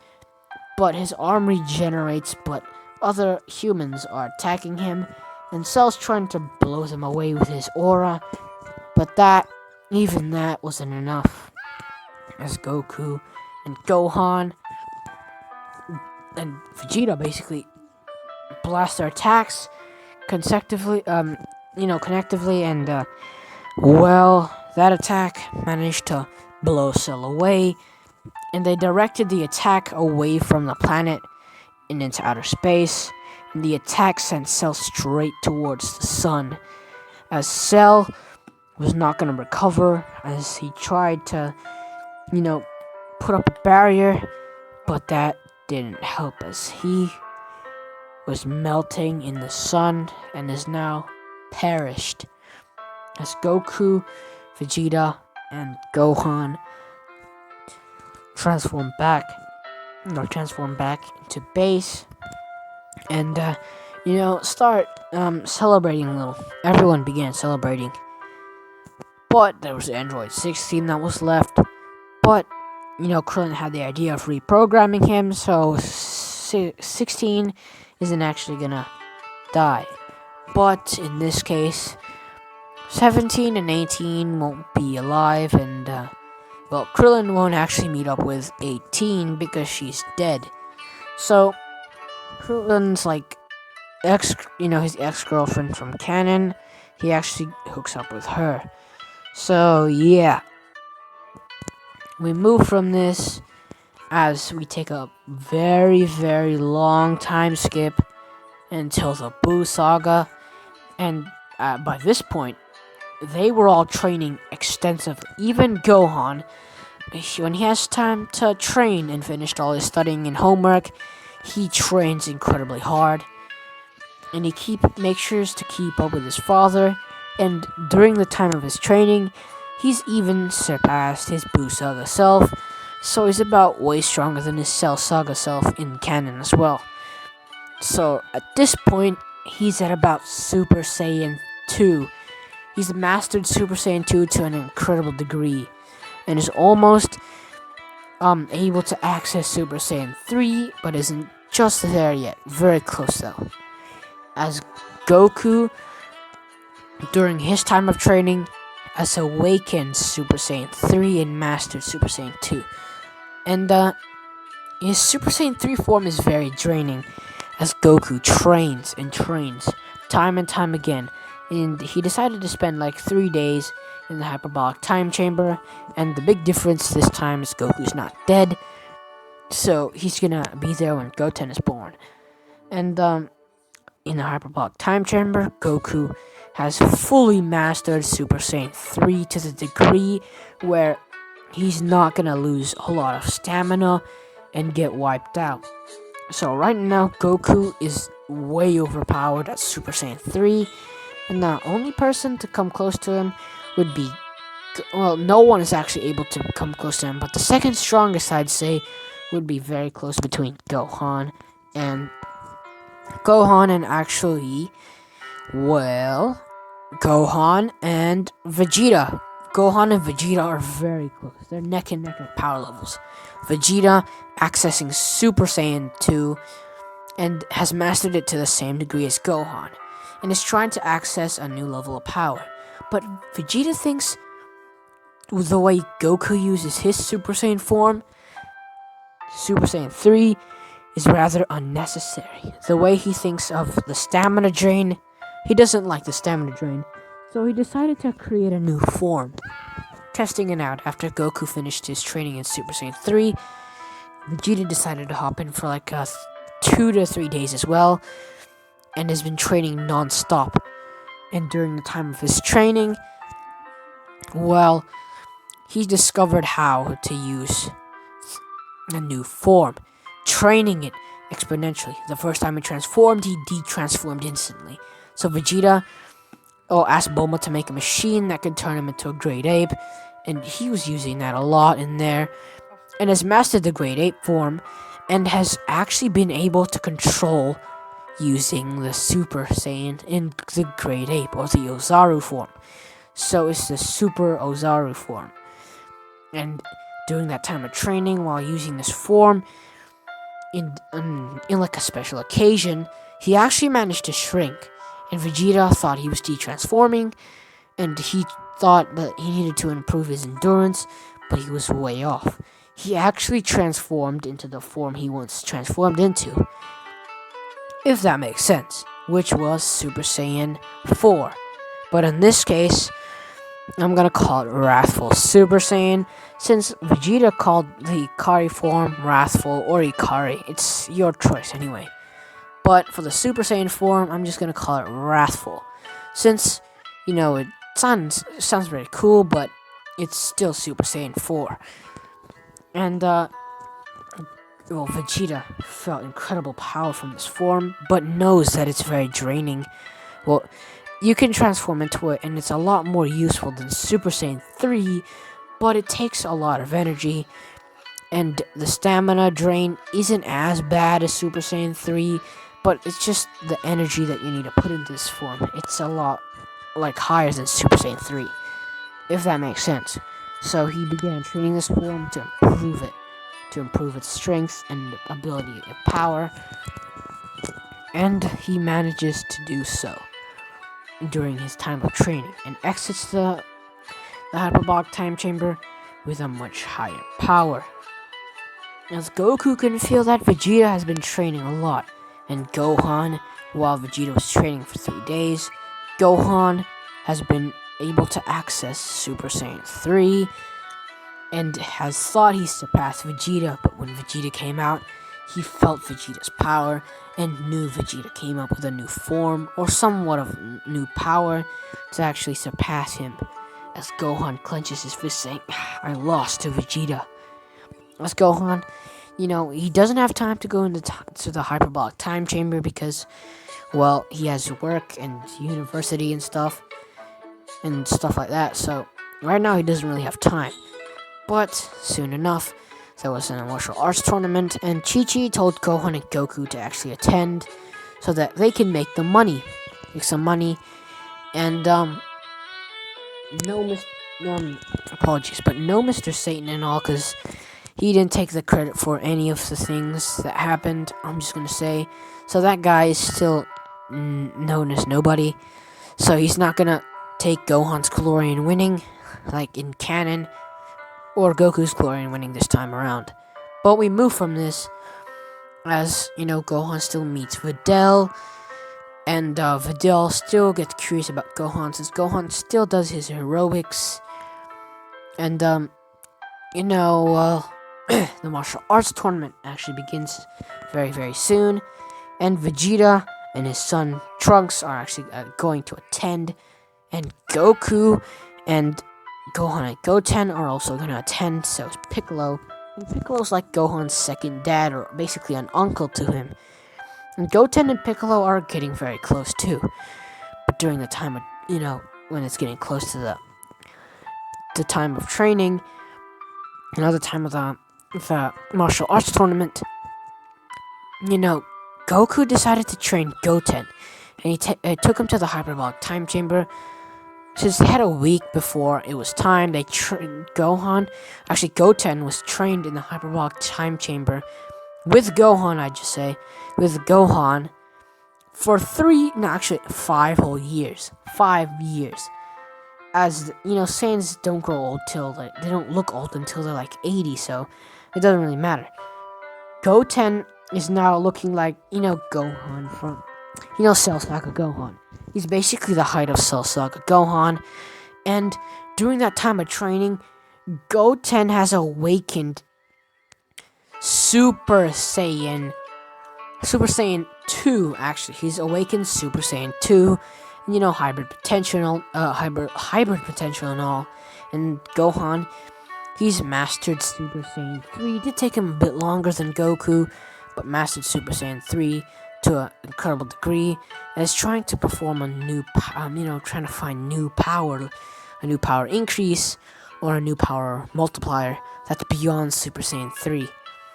And Goten right now is trying to master Super Saiyan 2, and Goten looks a lot like his father. So, when Goten came out and, came to dinner at the table, Chi-Chi was confused. Goten is way taller than he was before, and his hair looks just like his father's. And Gohan, he looks a little older too, as Chi-Chi began asking Goku, what have you done to my sons, Chi-Chi is loves his she loves her 2 sons, and begins berating Goku with many questions, as Goku, chuckled a little bit, his signature laugh, as he just explained that they went on a bit of a training journey, and Chi-Chi just looked at him with a scowl on her face, saying, whatever, but, it's time for the tournament. And, well, when they entered the tournament, Goten was gonna go look at, Trunks was actually looking for Goten, but when Trunks looked and saw Goten, he was shocked to see that Goten looked so much taller, and his muscles looked more refined, as Trunks asked him a question, and,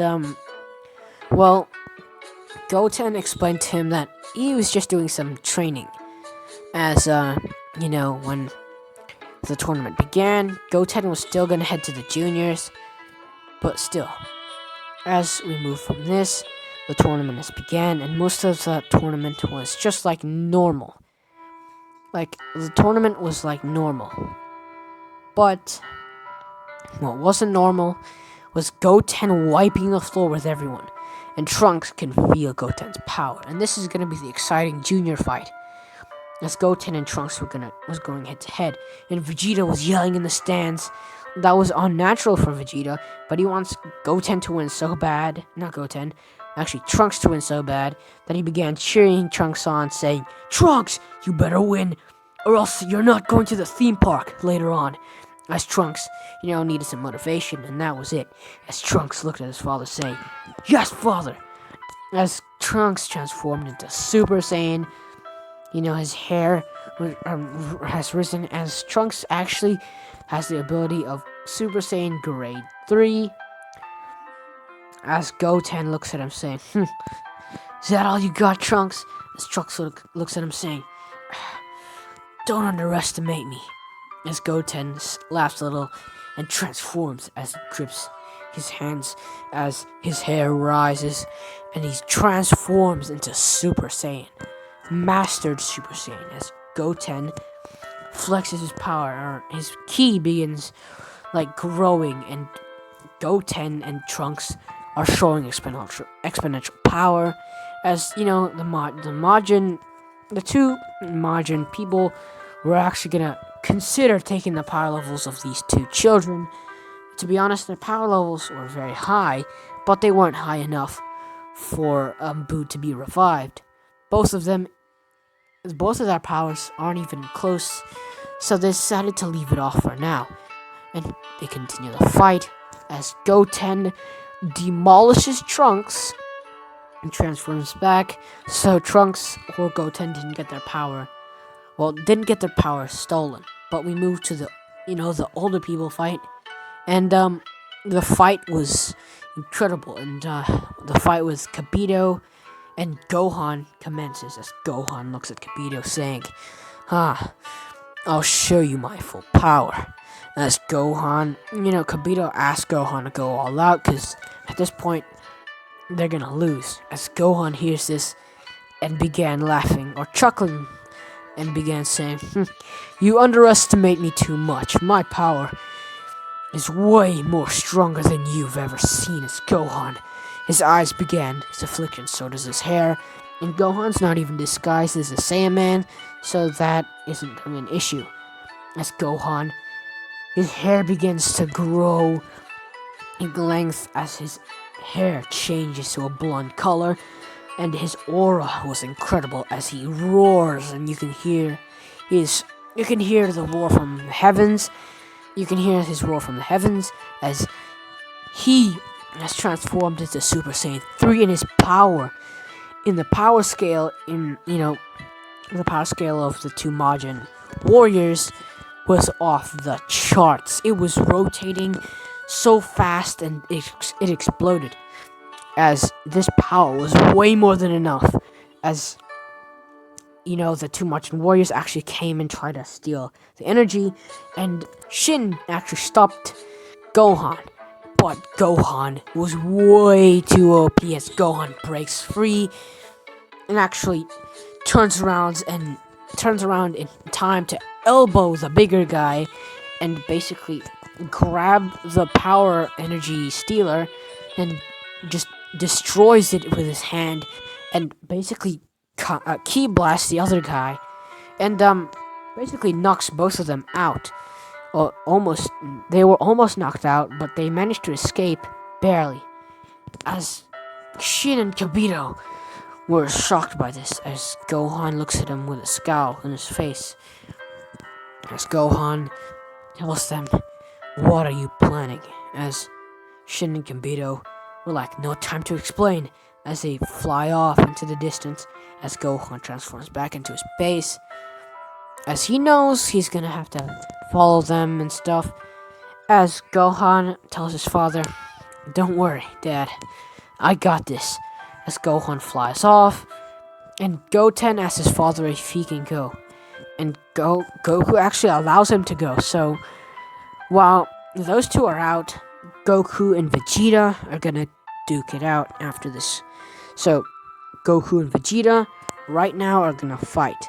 As their battle begins, and Goku doesn't even enter Super Saiyan, as he underestimates Vegeta, as Vegeta enters Super Saiyan. And then, during the fight, increases the power to Super Saiyan 2. And then Vegeta actually did learn Super Saiyan 3 while he was in the hyperbolic time chamber, mostly focused on Super Saiyan 4, or Wrathful Super Saiyan, he calls it. He transforms into Super Saiyan 3 and begins fighting him with that power. But even so, wasn't enough, as he backs up again, as Vegeta's hair grows long, but his hair doesn't change to a yellow or golden look, but changes. It stays black and has a bit of a red tint to it. As Vegeta grows, red fur all over himself and grows out a tail as he transforms into Super Saiyan 4. As Goku was shocked by this transformation. He didn't know Vegeta had this kind of power. And this power exceeded anything he's ever seen before. And Goku looks at him saying, well, I guess I'll have to take this a little seriously, as Goku transforms only into Super Saiyan since, this power that Vegeta's showing is way weaker than even him at base, but he's trying to give Vegeta a bit of applause, and he lets the fight last for about 15 minutes as he let Vegeta think that he can overpower him, but joke's on Vegeta, Goku just gut punched him and Vegeta was knocked out of Super Saiyan 4 immediately, as Vegeta was on his knees and was breathing heavily saying, "How is that possible, Kakarot? How are you still way stronger than me?" As Vegeta passes out, and Goku is announced the victor of this match. And we move from this as we already know that Goku's winning this match, and he won the whole tournament, winning the prize money, and Chi-Chi was very happy. And we move from this as, Gohan and Goten and Shin and Kibito were in the middle of the fight, and Piccolo actually decided to help as well, and so did some of the humans. As Dabura was the first opponent, and Goten was up first. Dabura tried to spit on Goten, but Goten managed to dodge and enter Super Saiyan 2. And I'd say Goten is the power level of Super Saiyan 2, Cell, Saga, Gohan, and canon. So he's pretty strong, actually, and is starting to face off, Cell and... Not Cell, actually. He's starting to face off Dabura, and Dabura was killed by, Goten. Goten fired like a Kamehameha wave, incinerating Dabura, and that was that. And we move from this, and Pui and Yakon were next, and Gohan took both of them out, and exerted little to none energy, and the next opponent was the mastermind himself, the mastermind behind the operations. What was his name? I can't remember his name. I know a few of their names. I totally forgot the guy's name. What was his name again? I truly can't remember, and I apologize for not remembering and not studying this character's name. But it doesn't really matter since he's trying to brainwash one of them, but that doesn't really end up working because none of them really want to be a bad guy. He tried it on Piccolo, and it could have worked on Piccolo, but it didn't since Piccolo resisted. So Piccolo didn't turn into a Majin, and even if he turned into a Majin, he couldn't stand a chance against Goten, let alone Gohan. So, yeah, that guy was killed, and the Boo's egg, was taken to Shin, and Shin mentioned of taking this to the god of destruction, Beerus. As Gohan was confused, he's never heard of any god of destruction, but decided to keep this to him and Goten alone. As, Shin left, and Gohan wouldn't get his incredible power-up, and, so he's not gonna get actual ultimate in this timeline. No ultimate for Gohan, which is very, very sad, because I could include it, but I might in the future of this What If. Who knows? But we move from this as we move to the Battle of the Gods as we continue moving past all this, and there was a time of peace and stuff, and that time of peace is when Goku begins his training, and he actually asked Vegeta to learn this Super Saiyan 4 or Wrathful form, and Goku manages to learn this power and exceeds anything he's ever felt before, and is already, in the years that come by pretty quickly, he's mastered Super Saiyan 4, and so did Vegeta. And Goku is now exponentially stronger, and since Gohan doesn't have ultimate, he turned to his father for help and strength and guidance, and Gohan got that, and he has managed Super Saiyan 4 himself, while Goten has managed to awaken Super Saiyan 3, and is in the brink of awakening Super Saiyan 4. And Trunks, on the other hand, is at Super Saiyan 2, about to awaken Super Saiyan 3. His Trunks has fallen behind a lot, but still. Everyone else continued their training, and, well, Krillin actually got married to his ex-girlfriend from canon. Can't remember the name, but it really isn't necessary, and isn't really the point of this whole thing. But we move from that, as, it was Bulma's birthday, and Goku was out training again, and, has his job of being a farmer, and is not actually growing soft. And while he was training while doing his farming, basically. He was doing some mind training and doing the farming work, so it's a win-win situation for Goku here. And he's got a son, Goten, to help him out, but Goten's been berated by his mom to do studies and stuff like that, but Goten does his studies and gets a lot of A's, basically. Goten is very smart now, since his smart Gohan, it's like smart personality is rubbing off on him, so he decided to, why not, be somewhat like his brother, not be an introvert, but be an extrovert and have some smart and, some smarts. But, yeah, we moved from that, and it was actually Bulma's birthday, and, the whole Z-Fighter gang, or everyone, basically, shows up to the party, and they were having a blast, right? But in the faraway galaxy, or far, far away from where they are now, the god of destruction, Beerus, has been awakened because he has seen the Super Saiyan God in his dreams, or he calls them visions or some sorts, as he began asking Whis about it while he was taking a bath and all.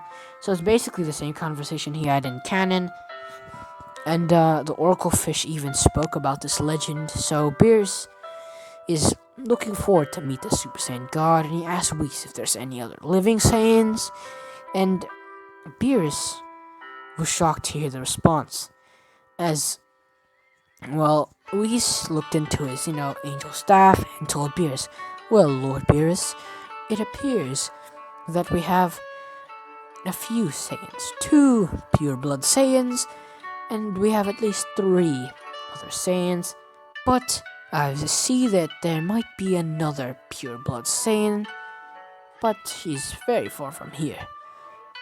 Well, Whis doesn't mention that part though. The other pure blood Saiyan, he doesn't mention him. But we move from this, as Beerus gets excited hearing this and heads off to Earth immediately.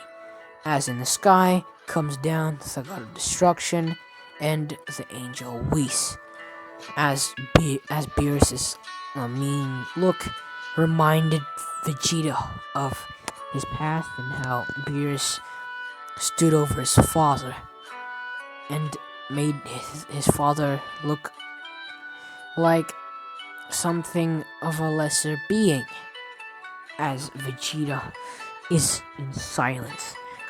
As when Beerus asks them for the Super Saiyan God, well, they don't know what they are talking about, so Goku and them basically ask if the powers they seek is this, as Goku transforms into a Super Saiyan. Beerus is insanely surprised, as this level of power alone is like the power level of a god already. Well, Beerus can't sense the god key, so he doesn't really know. But this power is already very, very high for a mortal, so he decided to take on Goku last, and decided to take on the 2 that were very, very even, well, the weakest at first, which was Goten, as Goten stepped up to the block and transformed into Super Saiyan 3 immediately, began fighting Beerus. And Beerus got bored pretty quickly because Goten wasn't putting up the greatest fight.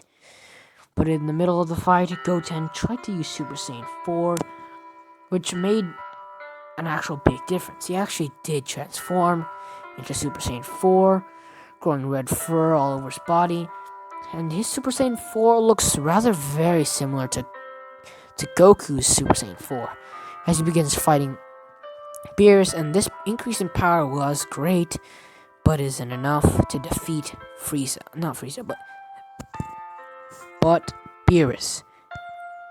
So Beerus basically does that shoulder. He does this thing with his shoulder and like makes Goku snap out of Super Saiyan 3. Yeah, that's what he did to Goten, as Goten lands on the ship with a massive thud as he is knocked out of Super Saiyan 4 and into base. As Goten and Vegeta transform, as their clothes basically change as they transform into Super Saiyan 4 as well, and began fighting Beerus. As even though they were fighting Beerus in their max power, they were losing. As Beerus began threatening both of their wives and stuff, and that was over the line. And Gohan, his fur and himself bulked up, and his fur changed to a little bit of a more, had a little bit of a different tint to it.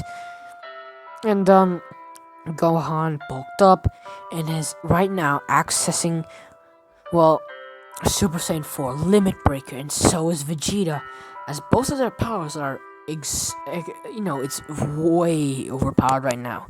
Their power level is extremely high, and they began throwing a lot of attacks at Beerus.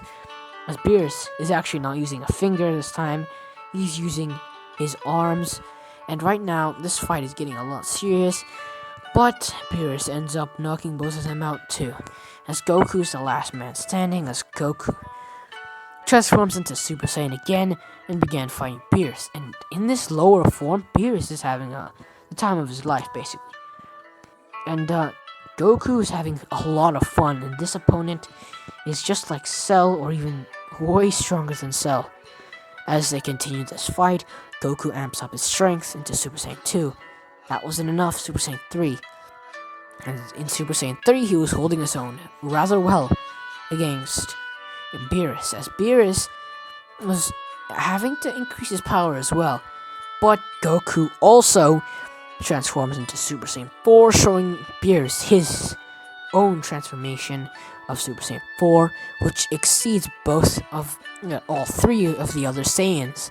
Super Saiyan 4, as Goku was the only one to push Beerus to an incredible height of power that he's never displayed, not even once, to any mortal. He's only displayed it to the highest level of gods and beings, but never to a mortal. He's had to increase his power a lot during this fight, and Goku brought Beerus to one knee in the fight, as Whis has never seen Beerus try so hard. As Goku transforms again, increasing his power to Super Saiyan 4 Kaioken times 20, and Goku still wasn't able to get the upper hand, so Goku decides times 50. And Goku was pushing it right now. Goku's at his limit, and Goku was losing a lot of stamina using Kaioken and Super Saiyan 4. But the one words that came out of Beerus' mouth, "Your wife will die," that pushed Goku over the edge. His power was already overflowing and was nearing its breaking point, and now it's broken through its limits, as Goku has accessed Super Saiyan 4 Limit Breaker, Kaioken times 50, and is now berating Beerus with multiple attacks. And Beerus isn't able to counter most of them, but right now Beerus manages to evade Goku's attacks, but doing this, he himself is struggling. Well, he's not truly struggling, but he's right now using about 50% or 60% of his power against Goku. I don't really know what power I should place it on. I'm not very sure, but I reckon Blue Vegito was way more than strong enough than Beerus, so Goku is not the same strong as Blue Vegito. So yeah, even with this new power, he's not the same strong as Blue Vegito. So even with Goku's incredible increase in power and all, he still isn't able to beat Beerus, as Beerus knocks Goku out of his incredible power and lets him fall to earth, as Beerus commends him, saying, I commend you, Saiyan. You're the only one to push me. You're the only mortal to push me to this extent of power. So I commend you for that, and thank you for this incredible battle, but I still haven't found the Super Saiyan God.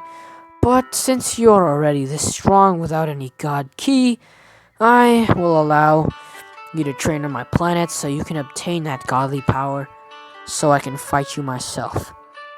And Beerus has found his new rival, and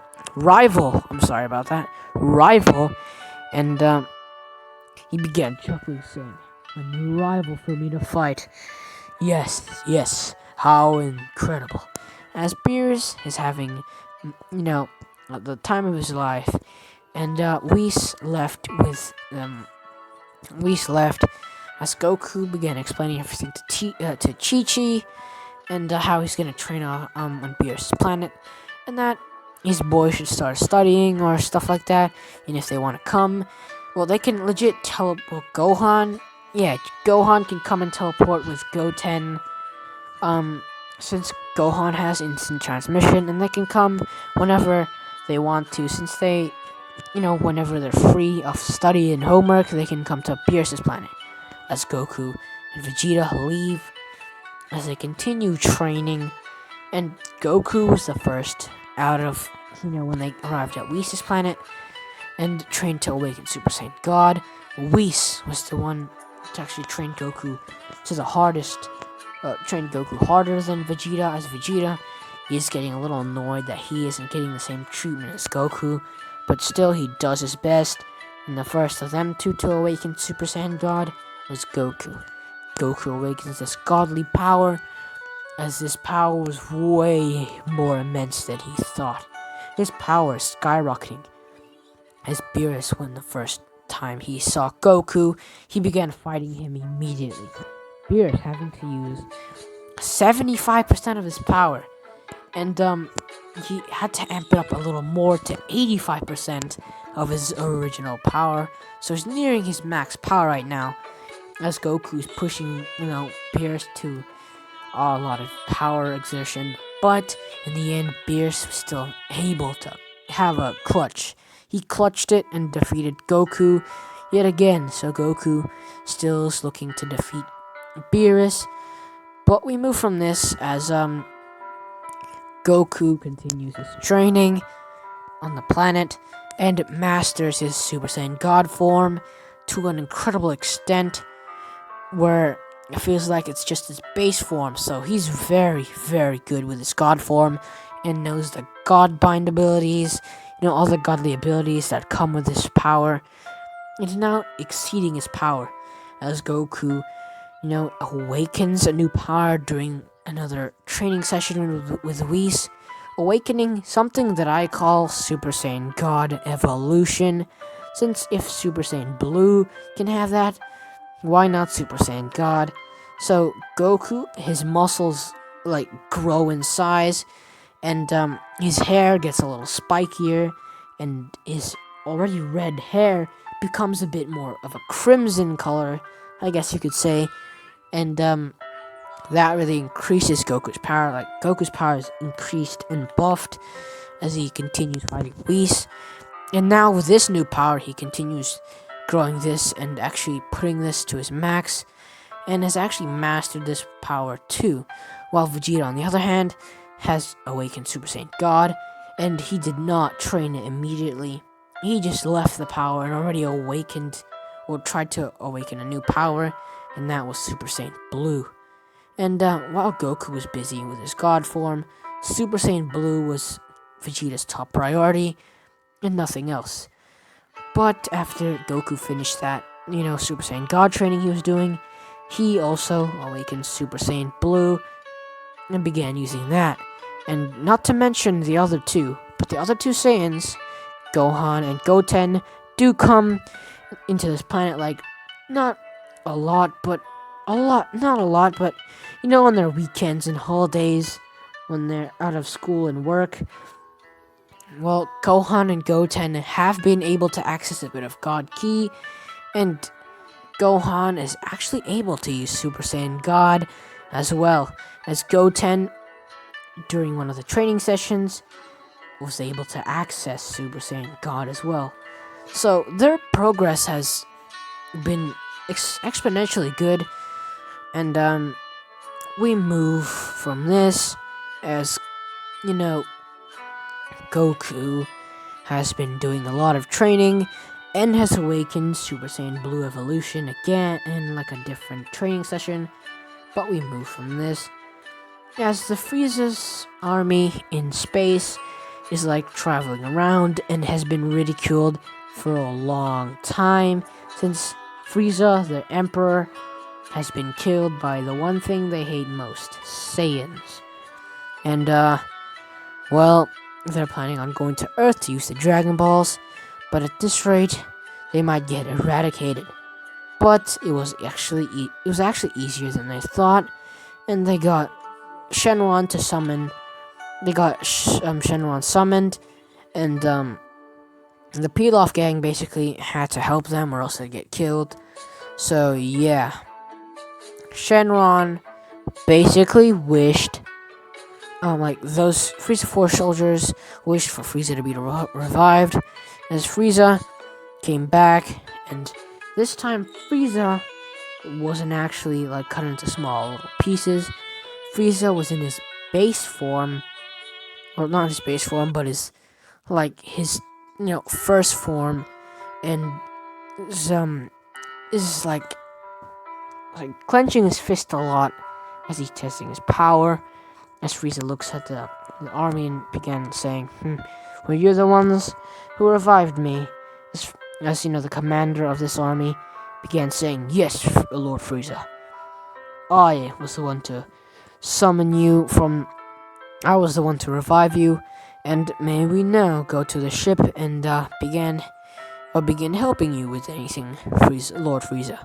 As, Frieza began saying, I want my revenge against those monkeys, but I am not strong enough to actually take them on, because I think they've probably grown a lot stronger after I was in that hellish place. As Frieza decided to train even though he hates it, and what I find insanely hard to believe is Frieza's only 4 months of training, and him awakening godly power with 4 months of training against a fodder soldier, which is incredible. And he does the exact same thing, entering the golden form, or his golden form, as he comes back to Earth, and the two people, there were other people there. Piccolo and the Z Fighters, Gohan and Goten are actually there as well, and they destroy all the men that was there. And that fodder soldier that Frieza was actually helped training that fodder soldier fought Goten, and Goten actually had to use Super Saiyan 3 to defeat that fodder soldier, and he did beat that soldier. And Goten was up against, not Goten, but Gohan. I'm sorry for that. But Gohan was up against Frieza. And in the base form of Frieza, or his first form, him and Gohan began duking it out. And Frieza began growing his power into his base form, which is his final form. And he's basically just fighting Gohan, and Gohan using Super Saiyan now. They are continuing the battle as Frieza backs up a bit, saying, I have a new power that's beyond this. As Frieza began chuckling, saying, well, my power is beyond yours even. So, let me show you my new golden form. As Frieza is covered in a golden aura, as his skin turns golden as he becomes the golden Frieza, as Gohan, shocked by this power, and he began mumbling to himself, that power is even beyond my own. As Gohan clenches his fist, saying, I have a power that surpasses you, Frieza. As Frieza is shocked, saying, oh, then show me then. As Gohan is covered with a golden aura, and while he's in his Super Saiyan form, his hair changes to a fiery red, as he transforms into Super Saiyan God and grows slimmer, as Goten also transforms into Super Saiyan God, as both of them look at each other saying, "It's time." As they do have time to train with beers and all, but they also decided to head over to Shin's place. And when they went to Shin's place, they asked for something something to help them improve power and grow stronger, and to make them catch up to their father and all. And the best thing that they had was fusion. So they got Patara earrings as Gohan and Goten put them on, saying, "Frieza, witness our true power," as the earrings glow and both of them fuse together. As well, when they fused, Gotan was born. Yes, Gotan was born. And Gotan was in the Super Saiyan God form, as Gotan looked straight towards Frieza, as Frieza felt the enormous power increase. As Frieza was a bit shaken, but in that moment of him hesitating, which was the biggest mistake he could ever make in the battlefield, Gotan actually, began berating Frieza with multiple attacks, and brought Frieza down. Well, they continued the fight for a while, and they actually toyed with Frieza, chopping his tail off and chopping limbs off, and just started making fun of Frieza and humiliating Frieza, as Frieza was about to destroy the planet. Gotan actually, as Gotan was about to finish Frieza off, Gotan actually defused. Gotan was finishing Frieza, but Gotan defused, as they're both in their base, as Gohan and Goten were like, "God dang it. Well, I think we lost time," as they took off their Patara earrings, as they basically just put them in their pockets, as Frieza was on the ground groveling, as Goten transformed back into their god forms, which they barely have enough energy to do, putting their hand on Frieza, as Goten uses the God Bind, binding Frieza, as Frieza cannot move. Gohan charges up on Masenko, erasing Frieza from existence, and Frieza is back in the other world, back in his hell, as Gohan has killed Frieza, and Goku and Vegeta didn't need to get involved. As we move from this, and we grow closer to the Universe 6 tournament, and I don't really cover the Universe 6 tournament because I don't really think it's necessary. And why is because Universe 7 is obviously gonna wipe out Universe 6, because if you really think about it, they already have a lot of god forms. Gohan has god form, Goten god form, Vegeta, Goku. And during this time, while Gohan was training with Piccolo has been able to actually pick up his own god form. Yes, even Piccolo has a god form. So, while they were actually doing this fight, Goku didn't even need to use any god power, as Goku was up first. They wanted Goku to go up first, and everyone was like, they didn't want Goku to go up first because Goku would have destroyed everyone, and Goku agreed, so the one to go up first actually was Piccolo, and then Goten, Gohan, Vegeta, and then Goku. As during the fight, Piccolo actually knocked out Potamo, and I think it was Potamo, and then Frost showed up and poisoned Piccolo, and he was knocked out. And Goten was very aware of this guy, so Goten actually immediately turned into his god form, but he blitzed while he was using his god form, so it was like he was a blur. And in that instant, where he was a red blur, Goten pushed, Frost out of the arena, so Frost didn't have time to stab Goten. And we moved from this, and Kaba was next, and Goten fought Kaba in base, and kneed Kaba in the gut as not Goku, but Goten basically spin backwards kicked Kaba in Kaba's face as Kaba was knocked out of the arena. The next opponent happened to be Hit, and Goten tried Super Saiyan 4 against Hit, Limit Breaker against Hit, but that wasn't enough as Goten powered up to Super Saiyan God and began fighting him with that power. As Goten backed up, as Goten actually was able to access Super Saiyan Blue, and he does so, failing in the fight, even though he has that power. Gohan, immediately knowing that Goten in Super Saiyan Blue wasn't enough, transformed into Super Saiyan Blue as well, and actually had something up his sleeve. Since, he went to, the Kai's place, he has been training a lot in the Kai's place, and has picked up an ability called the Ultimate, or Mystic Super Saiyan, or something like that. Mystic. It's a mystic form. I just call it Ultimate because it sounds pretty cool that way. But Ultimate. The ultimate form, basically.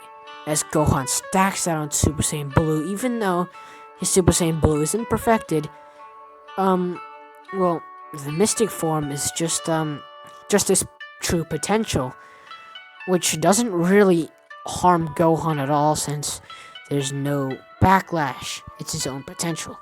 So, Gohan fought Hit, and Gohan barely managed to actually beat Hit, as Gohan threw multiple barrages of attacks, as Hit used his time skip and moved it up to 1 second, but even so, Gohan managed to take out Hit, and Hit was surprised since Gohan managed to dodge his attack and land an incredible punch that knocked Hit out the arena, as Gohan and Hit, Gohan defeated Hit, and Universe 7 was deemed the winner, as,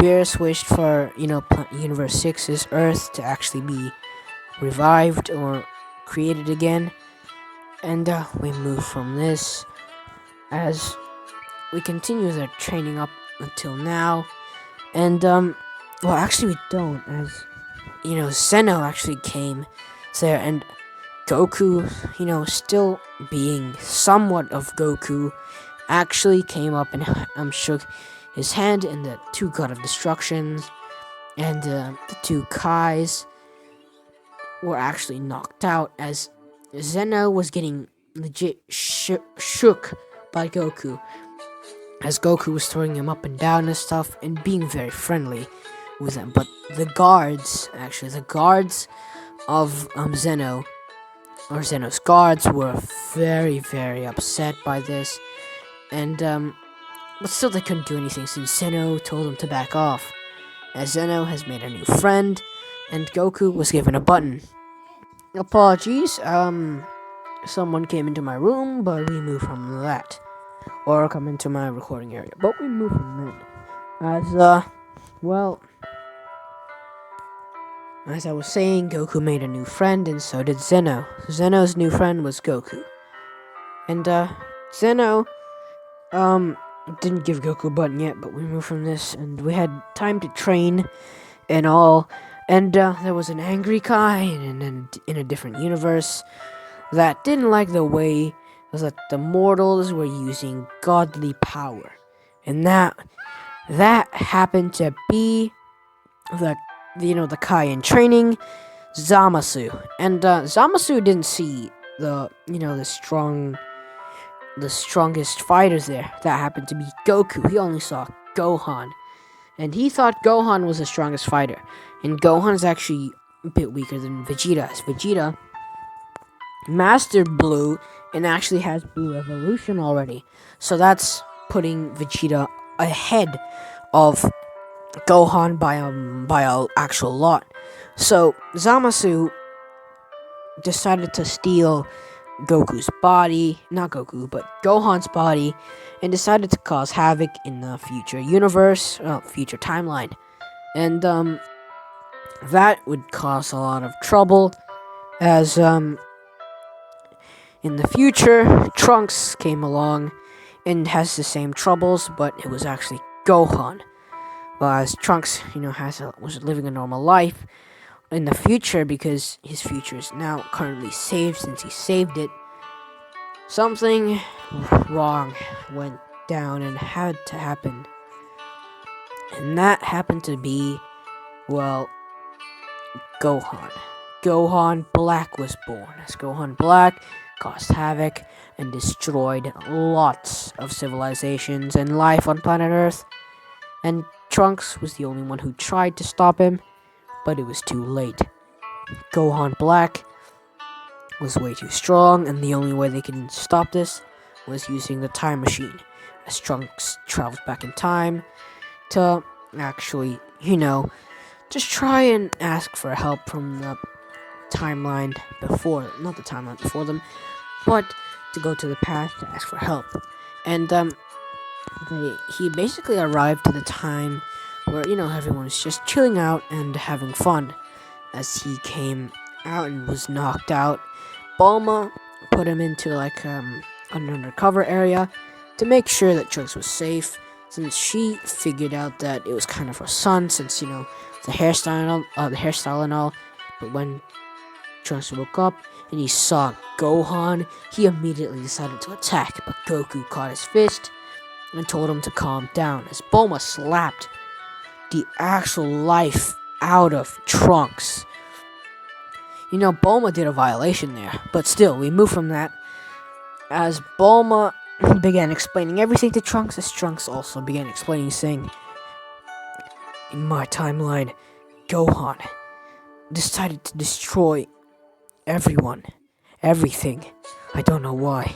I don't know why my master would do something like that. As Gohan would tell Trunks that he'd never do something so evil and sinister, as some portal decided to show up, and it was Gohan Black. As Gohan was infuriated instantly, as Gohan basically stormed up at Gohan Black, saying, You stole my body, and you destroyed my family. As Gohan Black, Gohan didn't actually know that yet, but Gohan Black began explaining things to Gohan, and Gohan, hearing his wife, his child, well, he wasn't even, Gohan didn't have a wife then, because this is the future timeline, so we moved there. But, his family though, his mother was killed, and, stuff like that. Well, the thing is, Gohan, even though he didn't have a wife in that timeline, Gohan got furious, knowing that his mother was killed by his own hands, and by that face and everything. Gohan was enraged, as he has entered Super Saiyan Blue, Ultimate Blue, and immediately began berating Gohan Black with many attacks, with punches, kicks, ki blast, as Gohan actually demolished Gohan Black, and before Gohan Black could actually escape, Gohan sent a beam straight through Gohan Black's chest, killing Gohan Black immediately, sending something he's learned from Piccolo, the special beam cannon, through Gohan Black's chest, killing Gohan Black. And Gohan Black's dead body was about to drop to the floor, but it was sucked into a portal and was sent back to its original timeline. As Gohan was still enraged, but he needed to control his anger, he tapped out Super Saiyan Blue, as Trunks had never witnessed such power in his life, and began asking Gohan such questions. And Gohan thought, why not have a duel or a little fight? As Bulma did create a special force field to stop these attacks, as Trunks was in Super Saiyan 2 and Gohan went to Super Saiyan 2 as well, as they began their fight. And it was somewhat like Goku's fight with Trunks, but Gohan obviously had the advantage, just like Goku. But Gohan did not show Super Saiyan 3, but immediately showed Super Saiyan 4, as Trunks had never seen this power before. As Trunks looked at Gohan, saying, "Incredible power. What is this power?" As Gohan looked at him, saying, "This is Super Saiyan 4, or otherwise known as Wrathful Super Saiyan." As Gohan immediately ended Trunks with one uppercut, and Gohan didn't have to, but he slammed Trunks into the ground, which finished him off already. Like, he was already finished, but after that attack, he was knocked out. Not just like out of Super Saiyan or Super Saiyan 2. He's legit knocked out. As Trunks is resting and recovering, Gohan apologizes to Bulma, saying, "Sorry, Bulma, I did take it a little far." As Gohan, is in the middle of apologizing. Well, the rest of the Z Fighters were thinking about who this guy could be, and Beerus was actually furious about the time thing.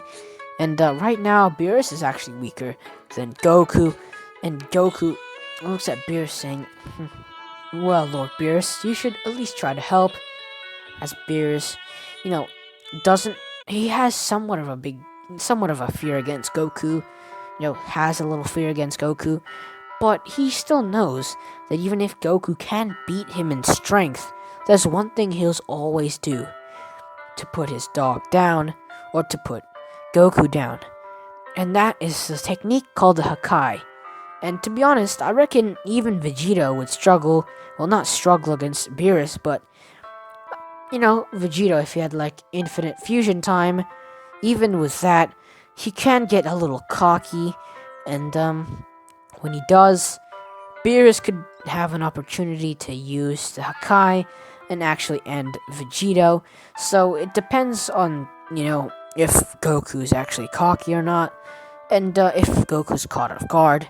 So I reckon it could happen to Vegito as well, but if you disagree with me, comment it down below, and tell me how you truly feel about this situation. But we move from this, as, Goku in this situation is, tells Beerus that he didn't know that going back in time was a big issue and stuff, and explains it like that, and most of the events of canon happen just like that, and, they head to the future timeline, and it was only Zamasu. So they did get rid of Zamasu, but he is immortal, so they can't. And they basically went back to the present timeline, and Goku asked Master Roshi for that technique for a good technique for sealing, and that happened to be the Mafuba. As Goku, he went back into the future timeline with the rest, and used the Mafuba, and did not forget the tag seal this time. So he did the Mafuba technique, and is now able to use the Mafuba. So right now, he has the Mafuba technique down, and has sealed Zamasu, and he decided to tell Beerus about it, and take it to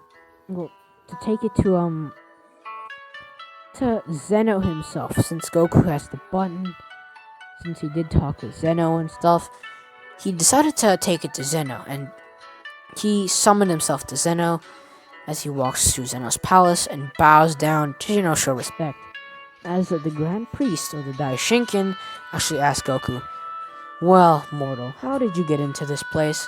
As Goku looks at the Daishinken, or Grand Priest, saying, "Well, please don't get mad, but I actually was from the past timeline."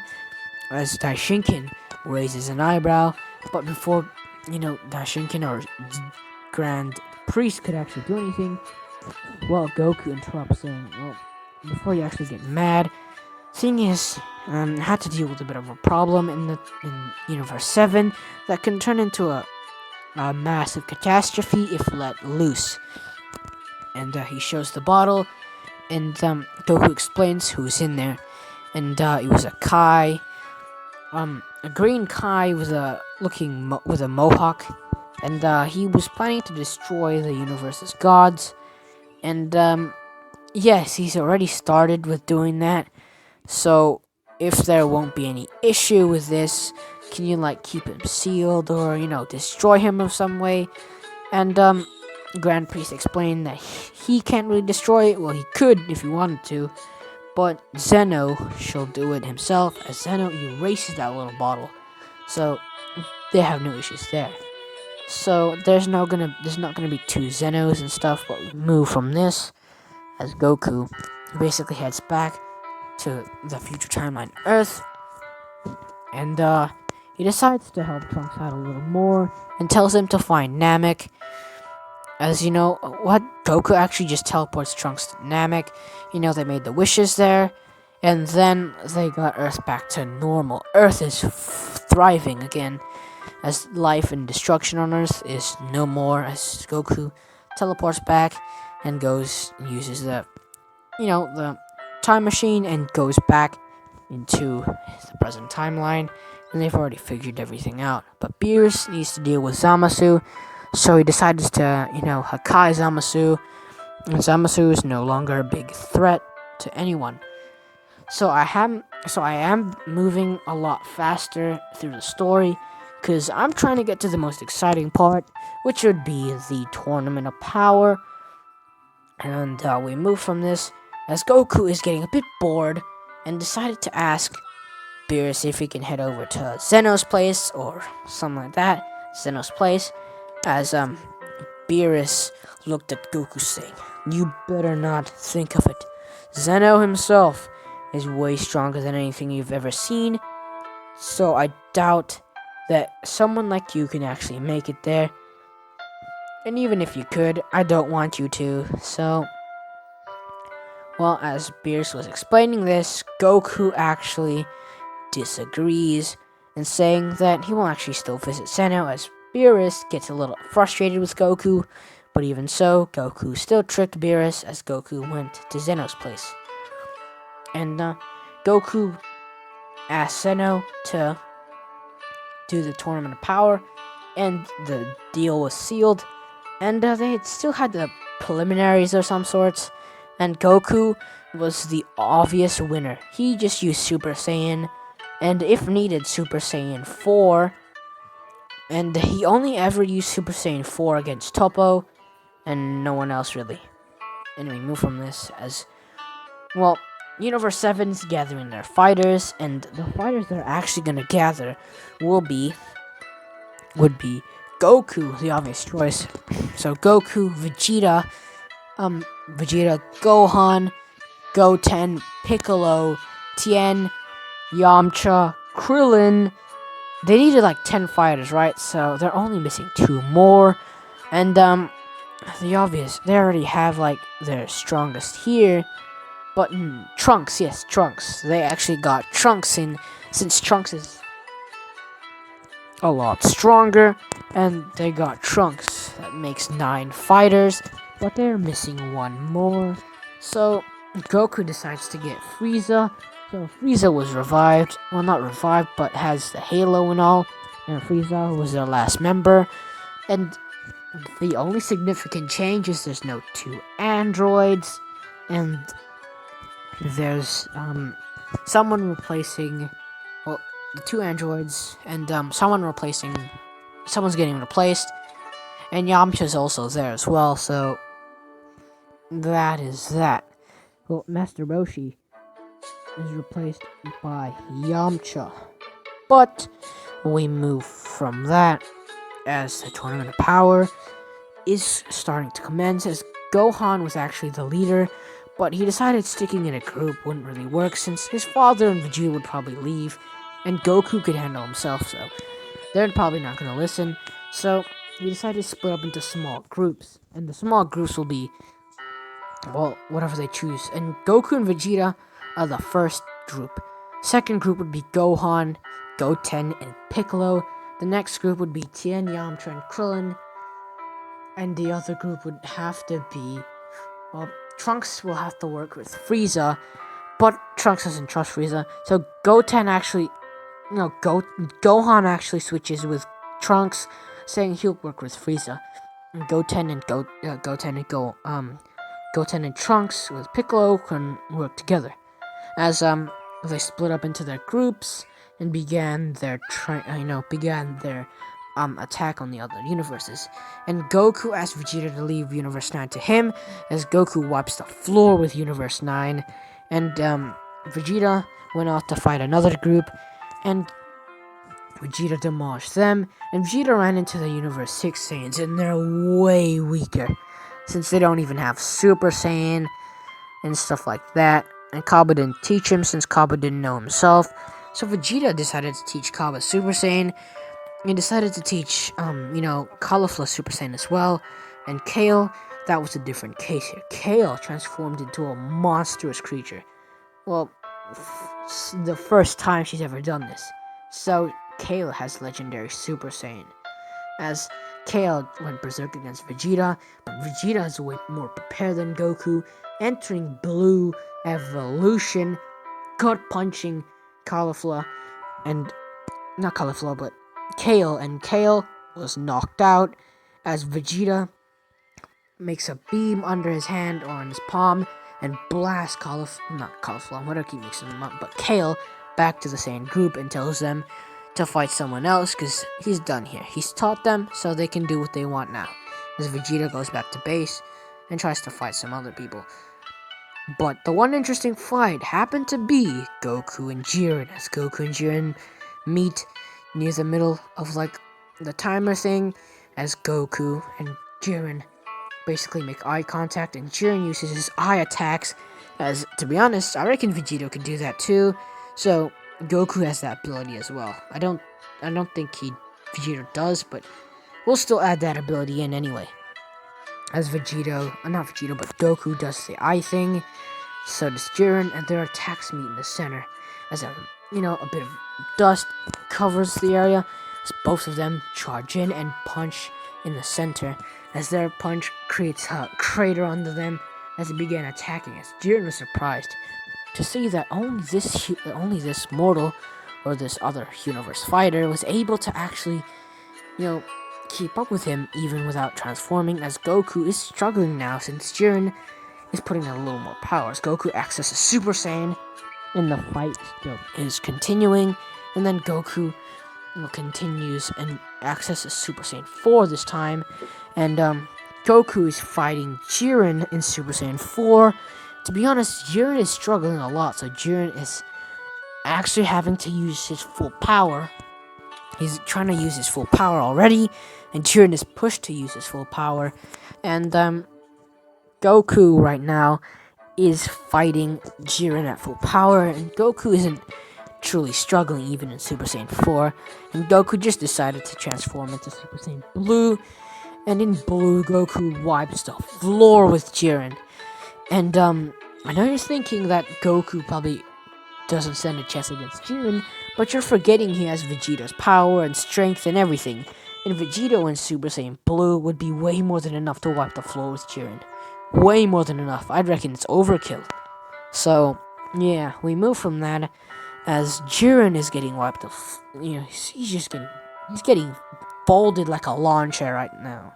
As Jiren was on his knees, and this is when he awakens his hidden power, and this is when Goku finally gets a little more fun out of this fight. But other than that, Jiren wasn't too much fun, and Goku basically backhands Jiren and uses some OP Gojo Satoru OP maneuver. You know what he did to Sukuna when they first met? Yeah, that's some OP maneuver that he did, throwing Jiren basically out of the arena and sending a ki blast to make sure that Jiren actually goes down without coming back up. But we move from that as wow, I really need a water break. But we move from that as Jiren, is knocked out, and the rest of the the Tournament of Power continues, as the interesting fight is Toppo and Vegeta.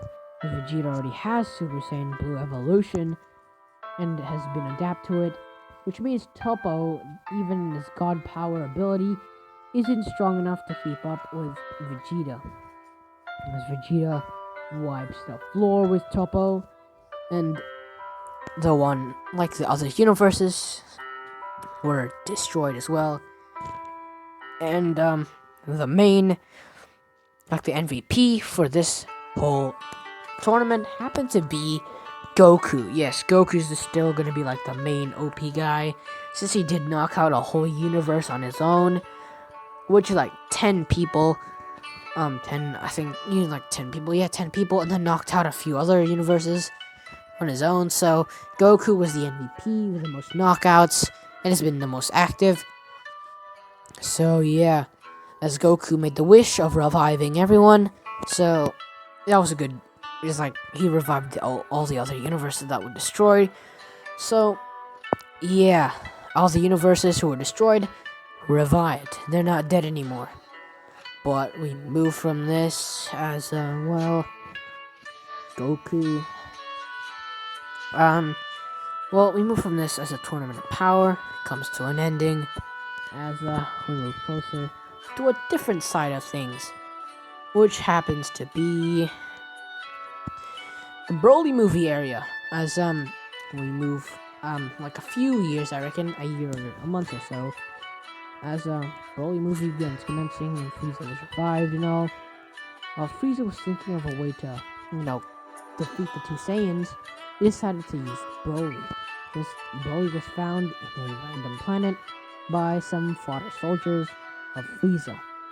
And Broly was taken to Frieza, and Frieza decided to give Broly a bit of training as during the training, which happened to be just like a month or two.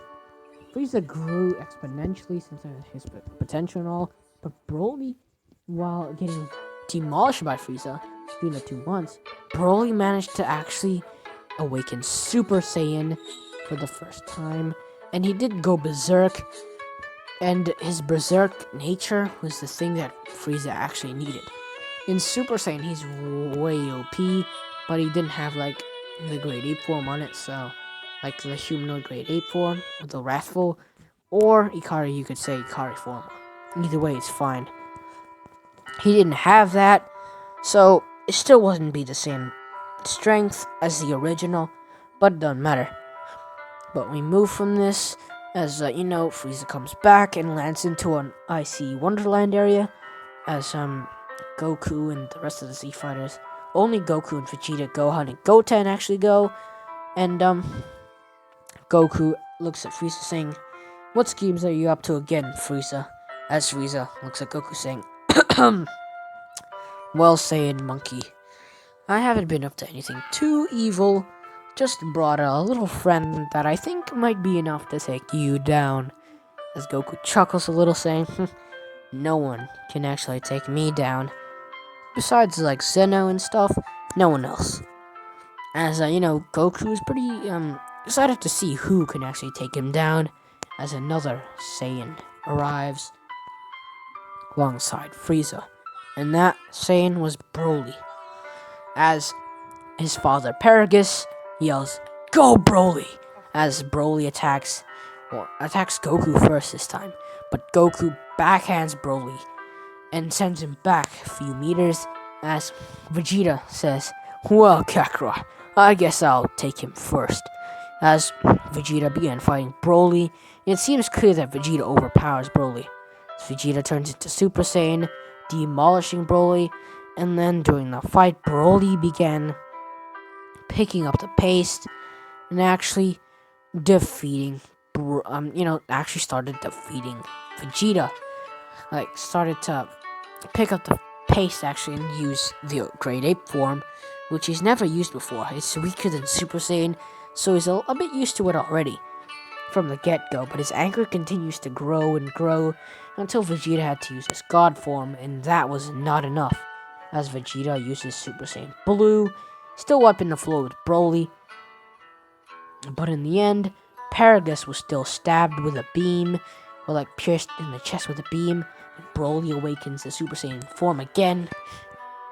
But this time it's way stronger, as, I'm sorry, because, my throat really hurts, because I haven't drank any water, but we move from that, as Broly demolishes Vegeta, and Vegeta accesses Super Saiyan Blue Evolution, yet that wasn't enough.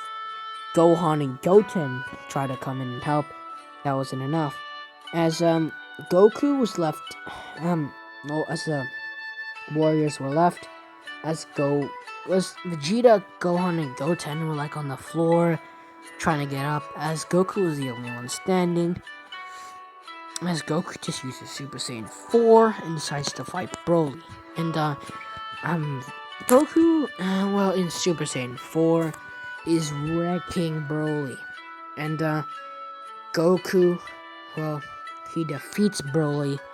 And he legit just uses a Kamehameha wave, which almost killed Broly, but Broly's friends, the white-haired girl, and the other dude was that, the other dude, the other alien guy helped him out, and they went back to Vampa, and that's basically how the Broly movie ended. But I'm actually gonna end it here, so hopefully you guys enjoyed. And I really do apologize for uploading very late and not uploading, since this took a while. But if you guys want another what if scenario, comment it down below, or a different what if scenario, comment it down below. And you guys smash the like button and hit the subscribe button. But without further ado, I'll see you guys in the next what if scenario. Peace.